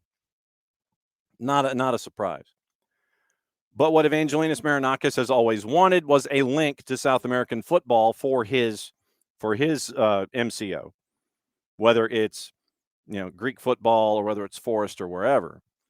He's always liked those links to South American talent. So John Texter, who they have a working relationship, and I guess they're partners, and I guess they're friends to a certain extent, that they've been working together for quite some time. And you might sit there and look at transfer fees and sit there and maybe raise an eyebrow or two. It's like, well, why is that? Well, they've got each other's backs, understanding the rules of the road, and they're driving in tandem, it seems, at points. So Texter has the franchise in South America, has the links to South American talent. Evangelinas Marinakis has always liked South American talent because it can be acquired, fairly economically in comparison to other marketplaces. If you know where to look, you can get very, very talented players in South America at a rate that is not going to completely and totally explode your wallet. So Marinakis in Europe pairs up with Texter, who's in South America with one of his properties. And so, hey, I like this guy. Okay, well, I like, how about this much? And so you have those kinds of relationships. Texter has the players through his acquisitions and through his scouting system and his portfolio that have made it up to his knowledge base or even on his clubs in South America. Texter does the work in the South American part of it, helps out his friend Evangelinas Marinakis. Marinakis comes in with a price. John Texter nods his head. Okay, we'll make that transaction happen. So Texter has suggested that his special relationship with Marinakis, Lawton continues, has enabled him to adjust transfer fees to the benefit of their clubs. And by that, you're not going to run afoul of any of the rules of the road when it comes to what used to be PSR, keeping an eye on your bottom line, those kinds of things. I mean, you have it in business all the time. The American businessman, whose Eagle Football Holdings company continues to control Botafogo in Brazil and Lyon in France after selling its stake in Crystal Palace, describes the Greek billionaire who also owns Olympiacos in Greece and Rio Ave in Portugal as a partner in football business. In 3 years, there have been 9 transfer deals between clubs owned by Texter and Marinakis. Their dealings were reportedly highlighted by lawyers acting for Crystal Palace in their submission to the Court of Arbitration for Sport in July when appealing against UEFA's decision to demote them from the Europa League to promote Forest in their place. Now you know the rub of the story. Texter, Stakes and Palace and Lyon at the time breached UEFA's rules on clubs with the same ownership taking part in the same competition. Examples given by Lawton. Moussa Niakate was the third-choice center back at Forest. Struggled with form and injury, yet he moved to Lyon in July of 24 for a club record fee of €34 million, nearly £30 million. That would have helped the Premier League club comply with strict spending rules. Since then, Forest have bought 4 players from Botafogo, striker Igor Jesus in a deal worth £16.5 million, the goalkeeper John Victor, left back Koulibaly, and defender Jair Cunha. Texter was asked by a Botafogo fan's YouTube channel why he had sold the club's players for, quote, not a great sum of money, end quote. Texter's reply, quote, the relationship is, though we do not own Nottingham Forest and Marinakis does not own any piece of Eagle football, he has really become the partner that we wanted to have with Crystal Palace. It's important, I believe, to have a strong Brazilian club, to have a strong European club, to have a strong United Kingdom club. I would like a partner in Portugal. Pause. So you have a partner in Portugal because Marinakis owns Rio Ave, and I'm going to look up the wins and loss records here. Hang on just a second of where things currently stand. And when our buddy Nino Torres comes in and discusses things in and around Portugal, we can also bring it up with him the next time. So Rio Ave, by the way, their next match is this weekend. It is Saturday against AFS, and they are a slight favorite on the road. Standings, Rio Ave in the Liga Portugal. Right now, Rio Ave, mid-table, they're 11th. But they're in a fight for literally, after match day 12, they're 11th. They're 13 points behind on goal difference, but literally you're 1 point and you match in goal difference, but you're 1 point out of the top half of the table. So, okay. So Rio Ave's, doing their thing. So, Texter. It's important, I believe, to have a strong Brazilian club, and he does in Botafogo. They'll have a strong European club, Lyon. So let's find out where Lyon is right now in France. France. I need that drop so bad. Okay, so right now in Ligue 1, Lyon, their next matchup is on the road at Lorient on Sunday afternoon, and they are a favorite on the road. Right now, Lyon is 6th. They're in the Europa Conference League place. 24 points, same as Rennes. Rennes has more goals scored, and that's why they are in the Europa League spot. So Lyon is in the Conference League right now. They're only a point out of dropping out of that. So they're safe, but because of goals scored, they're 6th and not 5th. But they're also a win out of 4th. So Lens, PSG, Marseille, 31, 30, 29. Then you have group number 2. Lille, Rennes, Lyon, 26 in both of them at 24. Rennes has won 4 in a row, by the way.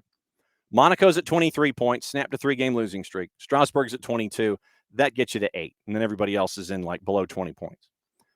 So that's where Lyon is right now. Article continues. Quote, I might even prefer a partner in Spain more than a partner in France. But Marinakis has effectively become that partner because he has clubs in Portugal, clubs in Greece, and a club in the UK. And he, more than any other owner I've met in the world of football, believes in Brazilian talent. That's my first explanation.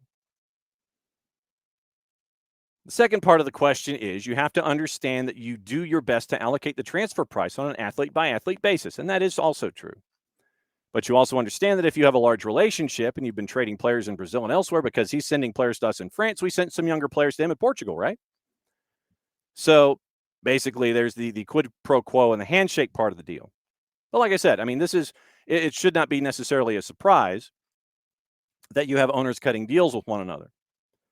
But the news peg in this story has to do with Crystal Palace and Nottingham Forest and players going back and forth and European football and the involvement therein. So that's where the news peg is in this particular story. And the public wonder if one club sending players help the other do better and, advance further in the European. So that's the kind of theories that are out there.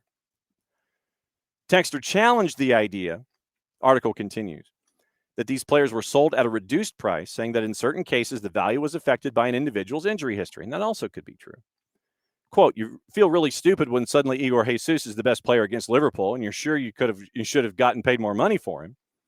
But the fact is, his injury history was the greatest reason we didn't get paid more for him, reflecting on the 3-0 win of Forest at Anfield last month. And also that Liverpool really isn't all that good right now. Quote, a lot of those numbers will bounce around. Sometimes you'll look stupid. Sometimes they'll make sense. And sometimes it's part of making an adjustment because you trade with that particular friend in a lot of situations. So, yes, you go in and you look at whatever metrics you use to determine who's got what and who's worth what and who's where. And then you figure out, okay, is it worth this relationship for me to charge X if if we've been kicking cans down the road together and swapping out folks that we think are going to help us in one part of our MCO or the other? Is it worth the greater picture to pay market value for somebody when we're having this great relationship and whatever? And I think that the larger point would be looking at, all things being equal, how far away from market value were the transactions? And then were they just wink, wink, nudge, nudge? It's like, yeah, okay, I'll pay you less than for one down the road that pays less or whatever.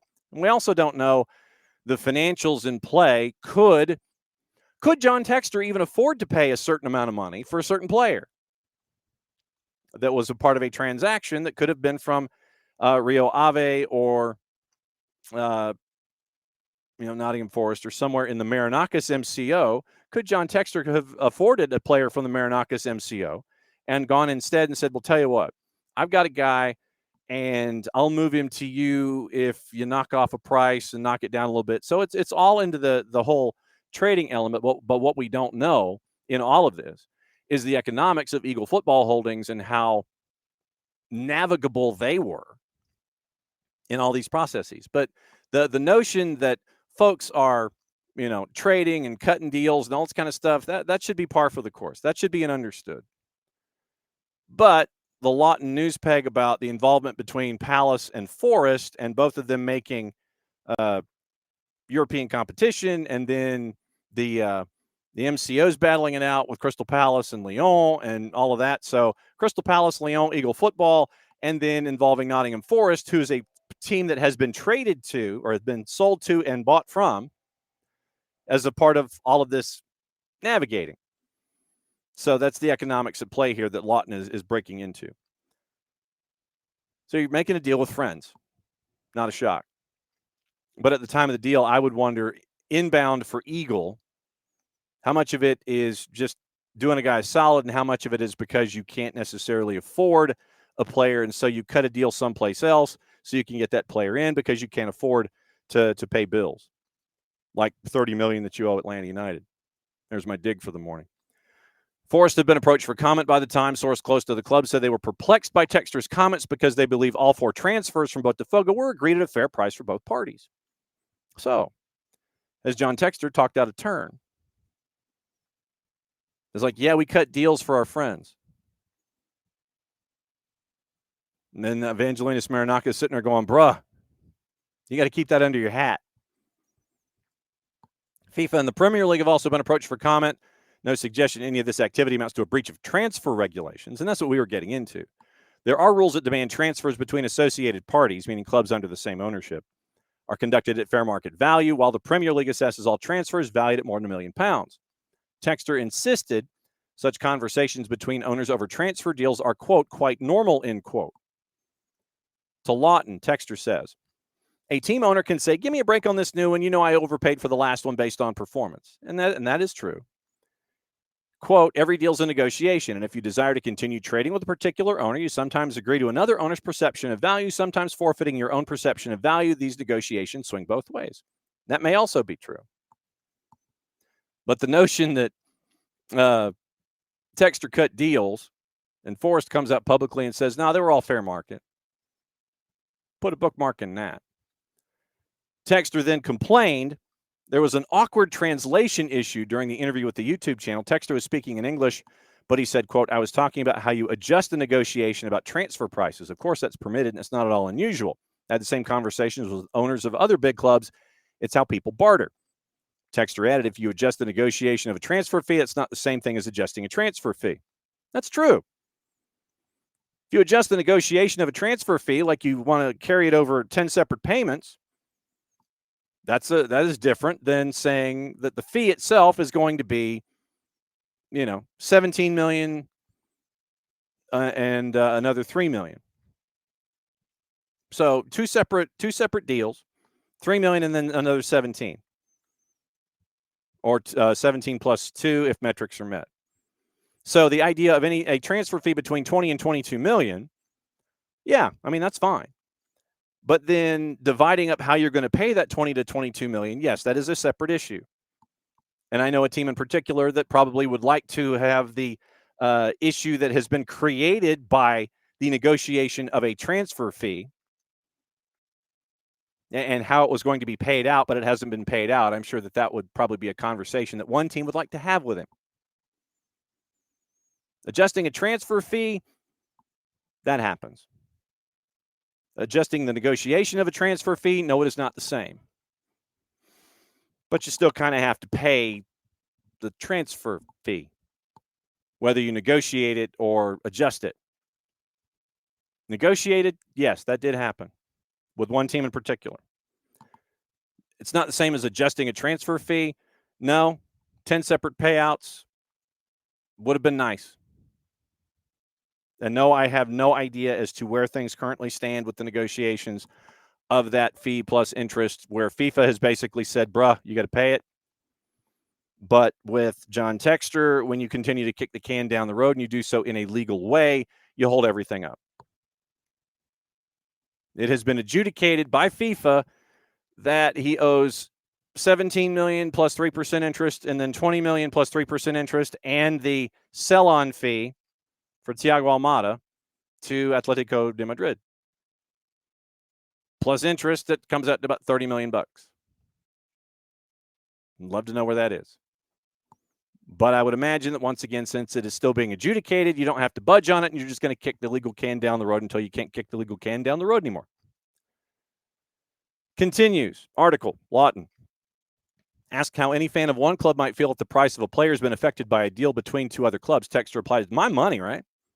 But you're ignoring the rest of the conversation about that same answer.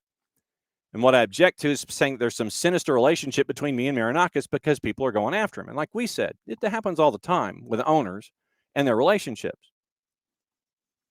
What if I have a strategy, Texter continues, where I'm creating a regular pathway from Brazil into the Premier League? You can watch a Premier League game between Leeds and Nottingham Forest and see Botafogo players on both sides of the pitch, and that's never happened before. Once again, creating a path and having business interests, and depending on who you talk to, either Texter or Nottingham Forest, it's either just a wink, wink, nudge, nudge negotiation, bit of a back and forth, or all the prices were negotiated in good faith. The players who were transferred between clubs owned by Texter and Marinakis: John Victor, one of two keepers signed, Botafogo to Forest. Igor Jesus, first move off the back of his first goal for Brazil last year. Jair Cunha, 6'6" defender, key player for Botafogo. Cuibano, left back, loaned back to Brazil until January. Matt Turner. Now remember, Matt Turner was a part of this too. Matt Turner, Lyon paid $6.9 million for the American, loaned him to MLS the following day because Lyon got saddled. Lyon, after Texter was told to divest, and he divested, the paperwork for Matt Turner was just kind of around. It's like in a drawer someplace. Oh, we have Matt Turner. Can we renege on this deal? No? Oh, well, then he loan him out. So John Texter does a deal. He goes out the door. Paperwork's just kind of laying around the office. Discovered by the new folks. Hey, can we ditch this deal? No? Damn. So John Texter saddles Lyon with Matt Turner, and he gets loaned out to the Revs. Danilo went from Forest to Botafogo, third most expensive signing in Brazil's Serie A history on his return to his home country. Musa Niakate, Forest to Lyon back in 24-25. Lyon broke their transfer record for the center half. Orel Mangala, originally signed midfielder on loan before making the move permanent last summer, now on loan to Everton. And Tiquinho Suarez from Olympiacos to Botafogo back in 22-23. Spent a season at Olympiacos before making 120 appearances for Botafogo over 3 years, 44 goals. So that's the rundown of the Textor Marinakis transfer plan. It's not quite the Marshall plan, but it is the Textor plan and the Marinakis plan. But yeah, the John Textor, look, there is nothing wrong with owners of MCOs going back and forth. And Jason Stevens will join us in a couple of weeks. Just all I'm going to say is this: just keep your warmest thoughts and love for his family. He's going through something with his family right now, so we're going to let him focus on family for a little bit. But MCOs, look, they deal with each other. It's like, hey, it's like when you were trading football cards and baseball cards as a kid. There was a neighbor that I had, and if he wanted one card to close out his set, I had a 1975 Cliff Branch, and he wanted that card to close out his set. Okay, so how badly do you want the Cliff Branch? He's like, okay, how about 45 cards you choose? That kind of a deal I'm not going to turn down for Cliff Branch. So it's happened all the time. When we traded baseball cards, it's happened all the time. There were another couple of cards that I had that would close out sets for the same dealer that I had, the buddy that I had down the street. And I would orchestrate a 30 for one, a 35 for one, a 45 for one for Cliff Branch. That was just how it was.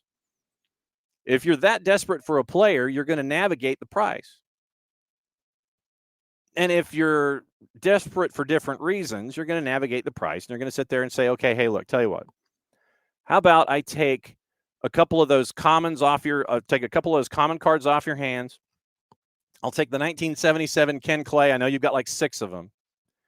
If I take 3 of those Ken Clays, then if you need the Reggie Jackson, we can swing a deal there. If I take 3 of these Ken Clays, can I get more cards in return? So that happens. It happens when we're kids. It happens when we're adults. It's just that you go from baseball cards to 9-figure and 8-figure and 7-figure transfer fees. It happens all the time.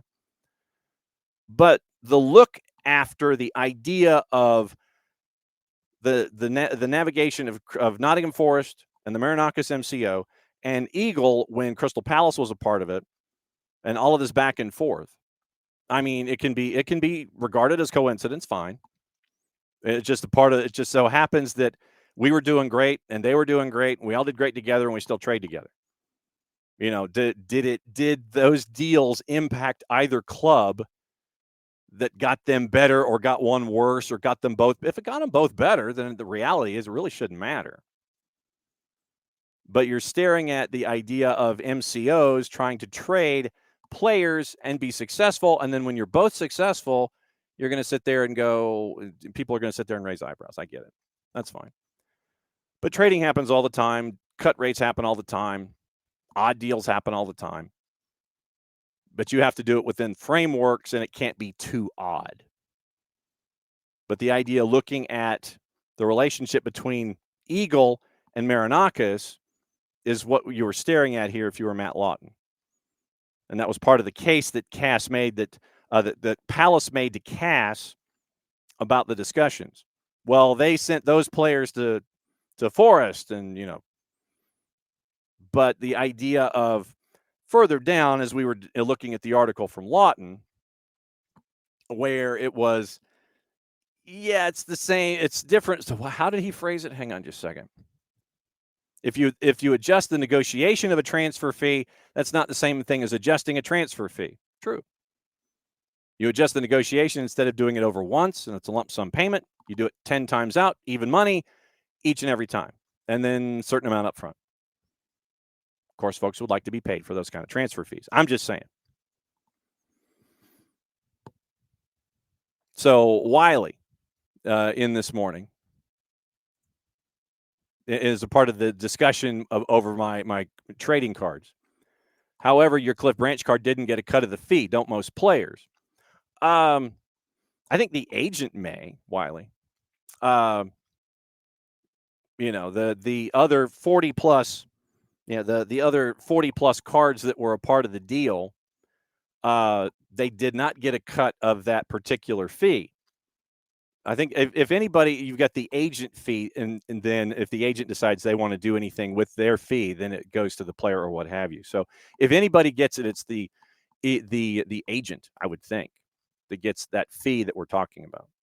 So the agent is looking to drive up. So what you may be doing, and Wiley, you may have a point, morning, Abby, is that if you are trying to keep fees within line, you're trying to make sure that agents don't get astronomical fees for their players and their player transfers. Which brings another question in here. Has Thiago Almada's agent or agency been paid in any of all of this? From the point of moving from Atlanta United down to South America, I wonder what Thiago Almada's agent thinks about all these transactions. I'm just saying. Thank you for bringing that up, Wiley. Reminding us about the agents part of it too. So yeah, I wonder if in this deal, Thiago Almada's agent got paid and got their commission, or if that's hanging in the balance, or if an agent is much like a business partner, understanding that it's out there and yeah, you'll get it sooner or later. Just don't raise a stink now, because you never know when you're going to be dealing with these guys down the road, unless you just don't want to deal with them anymore, which I could definitely understand where John Textor is concerned. So, and the point that I made last night is, and why do people continue to deal with John Textor? And it's because of his other business interests, not his soccer interests. That's why they hang out with him. I mean, we don't like how you do this, but we do need you for this. Yeah, and I guess the players get to negotiate signing bonus and salary. Yes. So signing bonus and salary, so they get paid. That would be negotiated, and I imagine that comes out of day-to-day expenses. The budget that you have set, your signing bonus, that's like, hey, you've made it here, and you have the photo with you're looking into the camera and the pen's not on the paper. For that photo, you get your salary figured out. That's self-contained within the budget of the franchise. That's a separate column to me than it would be, fee, negotiation, agent, all that kind of stuff. So salary and signing bonus here. That's this photo. That's this. Agent, separate column, and fee with club, third column. So hopefully where Thiago Almada and his agent are concerned, columns 1 and 2 have been taken care of, or column 3 is still in dispute to the tune of about $30 million. So there's that. Okay, let's see. What else is going on in the world? So, yeah, that was somewhat required reading today. Yet another 15 minutes on John Textor and how he continues to be who he is. So, let's see. I'm trying to see if there's anything else that was news-wise. Now, we mentioned the double standard of the red after the Moises Caicedo red card, accusing officials of double standards, Enzo Maresca. You've got that. Fans of each team get at least 10,000 tickets per group game at the Euro 2028, 40% of tickets in a cheaper price bracket, and no dynamic pricing.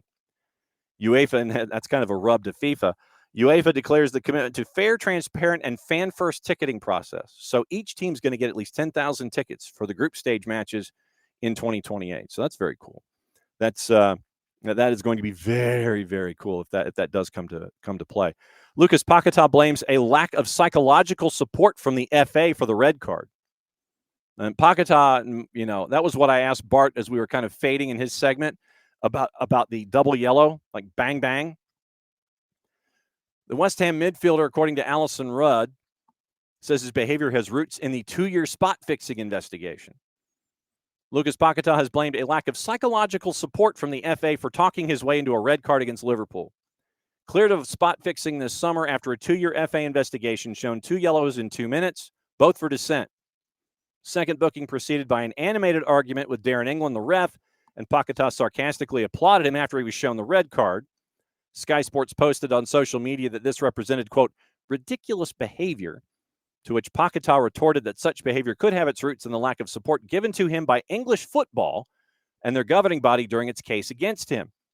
Pakata wrote on the 280-character app, quote, "It's ridiculous to have your life and career affected for 2 years without any psychological support from the Federation. Perhaps this ridiculous behavior is just a reflection of everything I've had to endure, and it seems have to continue enduring. I'm sorry if I'm not perfect." Before that message, he posted, quote, "I understand that now I have to come across as the villain. It's hard to live with everything that was caused in my life and in my psyche. I'll keep trying to ensure they don't affect me even more. This doesn't justify my expulsion, and that's why I apologize to the fans and my teammates." First charged with spot fixing relating to allegations he deliberately sought yellow cards in 2023. Irony. Always denied the charges, eventually cleared in July. A proposed £80 million transfer to Manchester City derailed once the investigation began in August of 23. He said this month, probably would have signed for City the week I received the letter from the FA. Professionally speaking, I lost that transfer, a leap in my career. Psychologically, I think that's where I was most affected by the fear of this indecision, the uncertainty of my future, despite knowing who I am and what I do and what I've done. But due to the circumstances of the investigations and the way the Federation handled everything, it generated fear. It was difficult for me. I had psychological support to deal with all of this, with some of the problems, but understanding the reason for everything, that it was God's work, being able to share a little of my encounter with him, being a testimony of faith and resilience. That's what I take away from it. That was my victory. I'm happy that fear is behind me. What they said would be 3 months lasted 2 years. And I was able to prove my innocence, win this case, and be able to do what I love normally. Out of contract in 27, has expressed his desire to leave West Ham in January, although his options are unclear. If I had the chance to leave West Ham, considering all that we've seen from West Ham, I probably would too. Claimed the Brazilian side Flamengo tried to sign him twice while the FA investigation was active. Although the allegations of betting against Pakata were not proven, he was sanctioned for 2 proven breaches of failing to comply. Nuno said he would talk to his player privately before discussing Sunday's red card publicly. West Ham went on to lose the match 2-0. The FA has been approached for comment.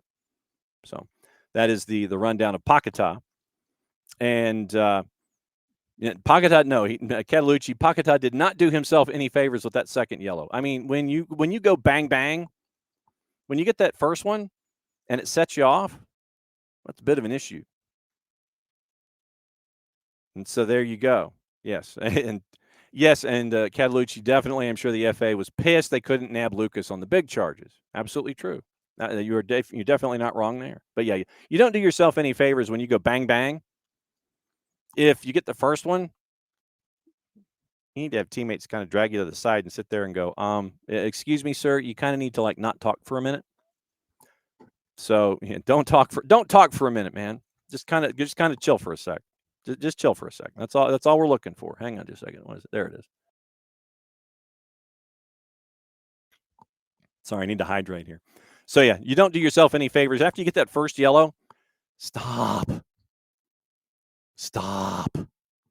talking. Go the other way. Stop talking. Don't talk anymore. And then what happens? You get hit up. You get hit that second one. Oh, Sheffield Wednesday. Yeah, we got to get into this.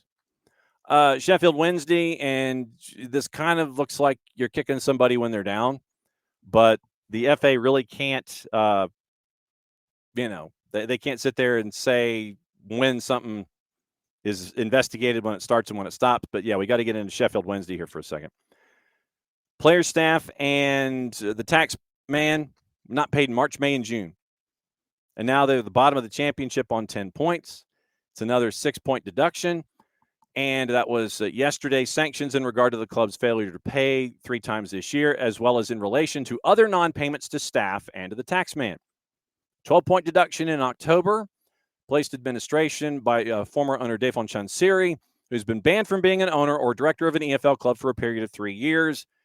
Should have been sooner, and it should have been for a lot longer. If there is any case for a show cause, if there's any case for a show cause of not being an owner, Defon Chansiri is it.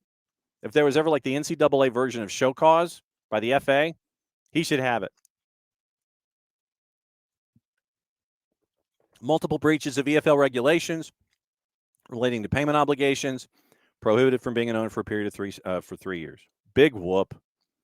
While matters remain ongoing in respect to the issues being considered by the Independent Club Financial Reporting Unit, for alleged breaches in the 25-26 season prior to the club entering administration. The league can confirm it's not seeking any further points deductions from the club.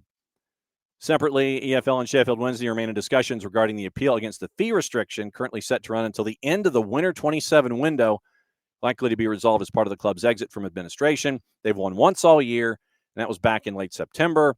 Lost their last 4, including the loss to Sheffield United at Hillsborough last month. And for the person that thought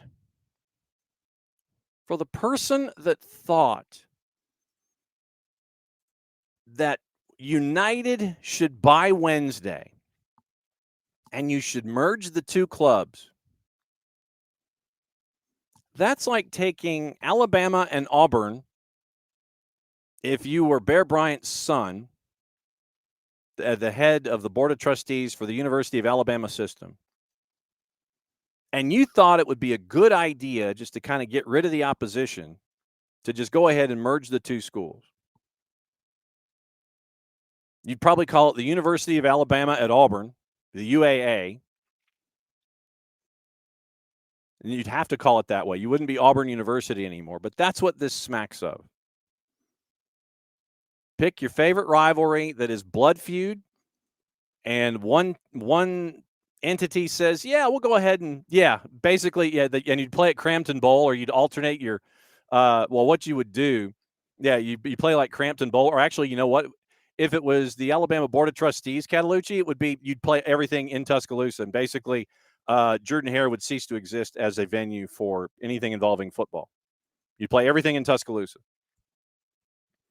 If you had the Alabama Board of Trustees sit there and want to merge Auburn and Alabama, everything from Auburn would then be under the oversight in Tuscaloosa. That's what this is. And this was one of those ideas where you sat there and you went, what? It was dismissed immediately, but the fact that someone on the the Sheffield United side thought that might be a good idea. I mean, you get rid of your opposition. I get that. So I don't think it would have been something where it's altruistic completely. No, you're getting rid of your opposition. You're assimilating them as a part of your entity. And I'm sure that there were folks on the United side that were sitting there going, but no, that was kind of shot down immediately, as it should have been. Other stuff that came out this morning, and there was a watchdog report. Full disclosure, I have donated in the past to the Hillsborough Family Support Group. There's a watchdog that has come out with a statement. 12 police officers would have faced disciplinary cases of gross misconduct for a catalog for everything that went down at Hillsborough if they were still serving, according to the police watchdog. However, no former officer named by the Independent Office for Police Conduct will face disciplinary proceedings because they've all retired. And you also remember that Peter Wright, who was chief constable at South Yorkshire, passed away. 10 of the men who would have faced gross misconduct cases were in the South Yorkshire force, including senior officers responsible for safety at Hillsborough. The IOPC listed 6 gross misconduct allegations against Peter Wright, including for seeking to minimize the force's responsibility and deflect the blame onto the victims, the Liverpool Football Club supporters. 2 other men, senior officers in the West Midlands Police, which was appointed to investigate the South Yorkshire force after the disaster.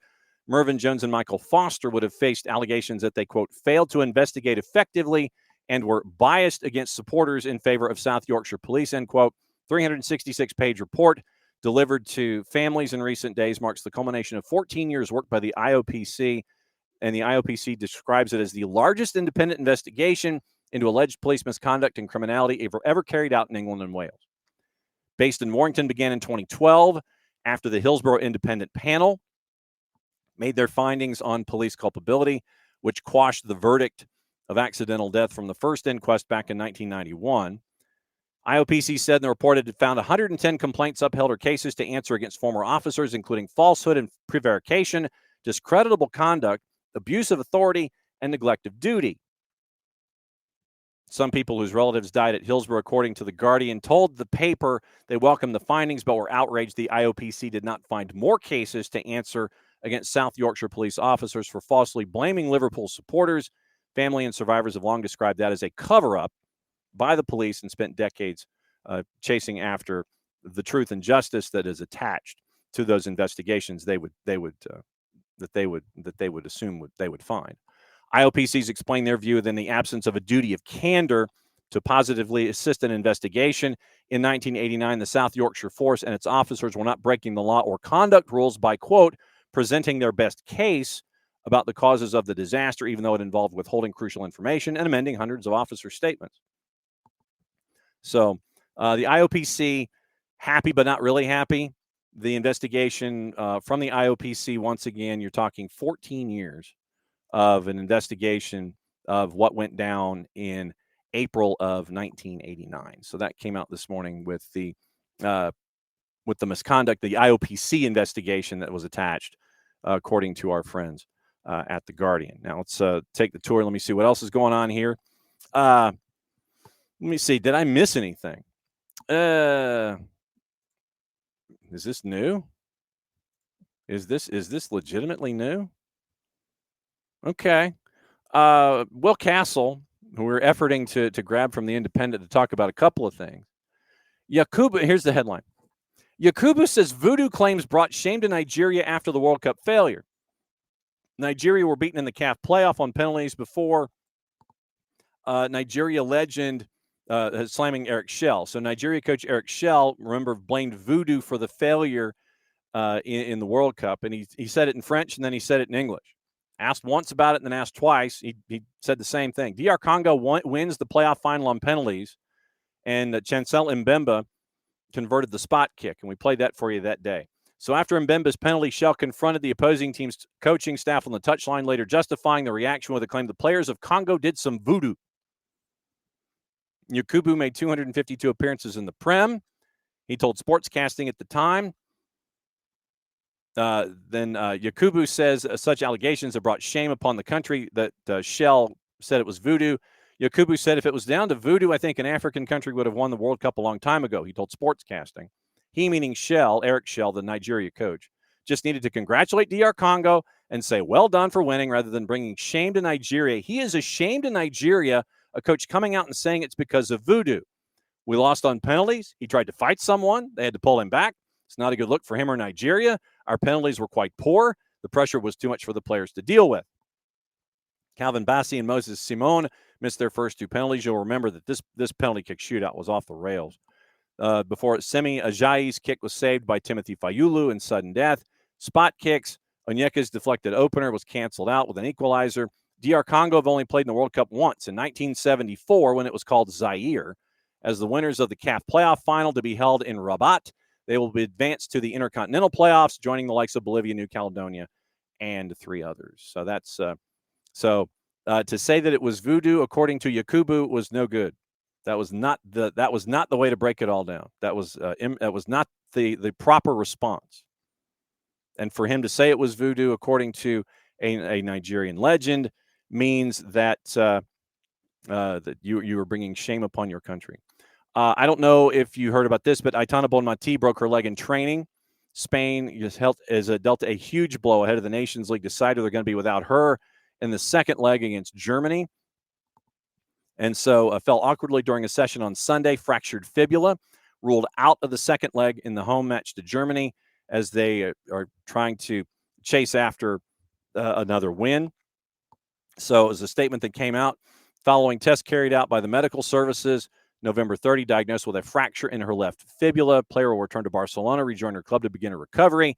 Spain hosts Germany today after the first game finished goalless. And she played 77 minutes in the first leg in Kaiserslautern, but now will not be a part at the Estadio Metropolitano. And she's going to return to Barcelona to continue her rehab. First player ever to win the Women's Ballon d'Or 3 times this season after getting the domestic trouble with Blaugrana, Spain to the Euro, and they ended up losing to the Lionesses there. So Aitana Bonmati is going to be on the shelf probably for about 6 to 8 weeks. And that's speaking from someone who broke a fibula himself. For me, it was 8 weeks in a cast. I'm sure for Aitana Bonmati, it will be a lot less. I'm just saying. What to watch, where to watch it, how to watch it, and find out what's going on today before we send it to the rest of your day. Stay warm, stay dry, be safe. Roads are going to be stupid today. Tomorrow, it is Tyler Pilgrim, hopefully Dylan Butler, talking a lot about MLS Cup, with Tyler specifically about Friday and what it means to the city of Atlanta and to the United States to have the World Cup here in our footprint. And we get to find out what the draw is on Friday. We'll talk to Tyler and Dylan about that in Major League Soccer. Our buddy Nico Moreno is going to join us at 10:30 tomorrow, because Thursday is going to be the free-for-all with all of our friends from Apple TV.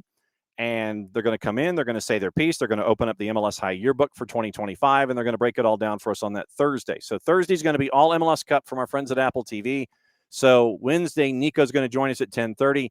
Nino's going to join us Friday at 10:30 to discuss CONMEBOL and their impact in the World Cup, and we'll analyze the clubs and things like that. We'll get into what it's going to look like from a CONMEBOL perspective coming into the World Cup in 26. He'll be a part of our Friday talk as we get ready for everything going on in the World Cup draw on Friday. So what to watch, where to watch it, how to watch it. CBS Sports Network, Coppa Italia, Juve and Udinese is at 3 o'clock. La Liga on ESPN Deportes, Barcelona and Atleti at 3. Fulham and Manchester City is at 2:30. The press conference yesterday for Pep Guardiola was like 7 questions in 70 seconds. The immediately reduced stuff. There's a later press conference apparently that I didn't know about that is embargoed, and that information comes out later. But the on the record, hey, we're talking Fulham presser and what happened on the weekend, 7 questions, 70 seconds. And then it was done. And he showed up 4 minutes early. Fox Deportes, Peru Primera is at 4. Sporting Cristal and Alianza Lima. You can also watch the Peru Primera on Fanatis, fntz.co/soccer down here. You can get it. You can watch everything going on Fanatis, all of the different networks, all the BNs, Liga 1, Liga 1 Max Pro, TIC, TVV, Tigo Sports, all the South America. You got Argentina, a lot of South American nations, Central American soccer as well. It's there. And you can get that at Fanatis, fntz.co/soccer down here. Universo simulcast in Fulham and Manchester City at 2:30.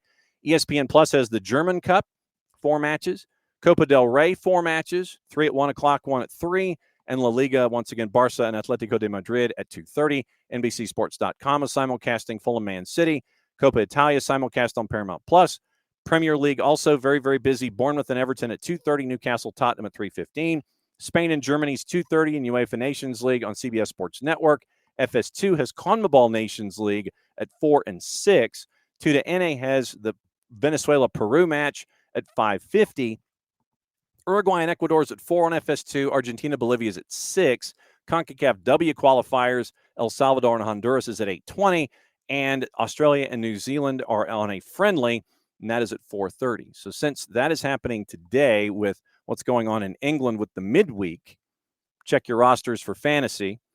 You've got the 3 matches today, and you have 6 matches tomorrow, and you have Manchester and West Ham on Thursday. So Tuesday, Wednesday, Thursday, you've got stuff in the midweek. Today in the juice boxes, Bournemouth favored at home at a plus 122, hosting Everton at a plus 233. 90-minute draws about the same. Fulham a plus 382 at Craven Cottage, hosting Manchester City at a minus 145.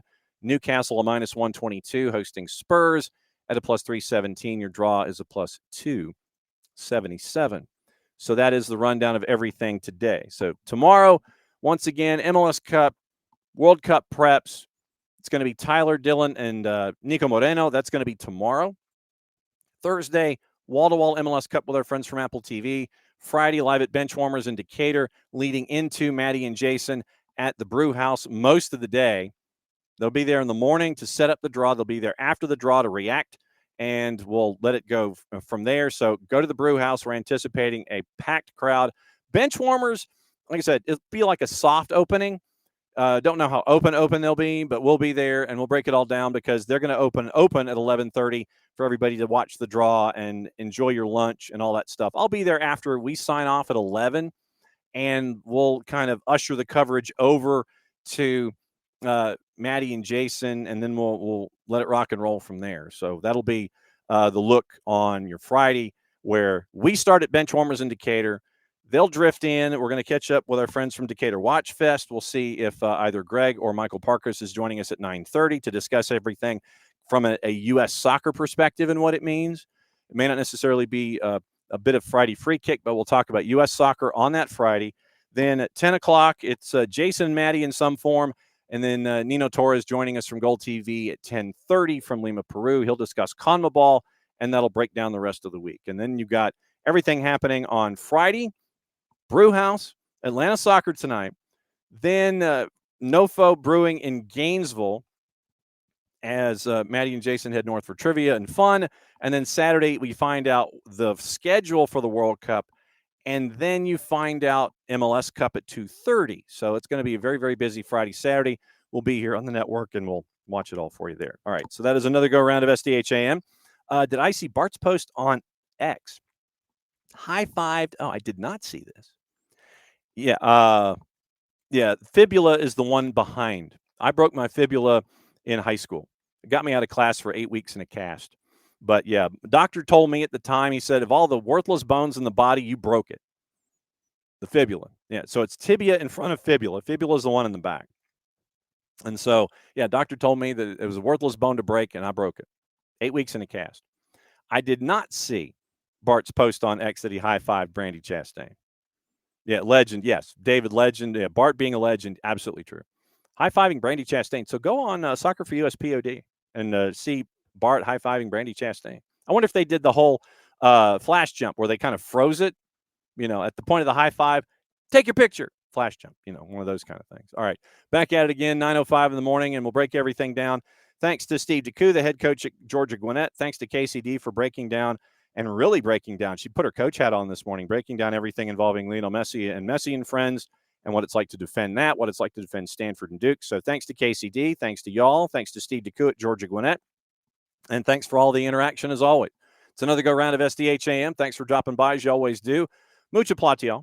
Play it safe. And since it is the end of the show, it means we get to do this. Back at it again in a little less than 22 hours. Play it safe, everybody. Stay dry. We'll see you in the morning.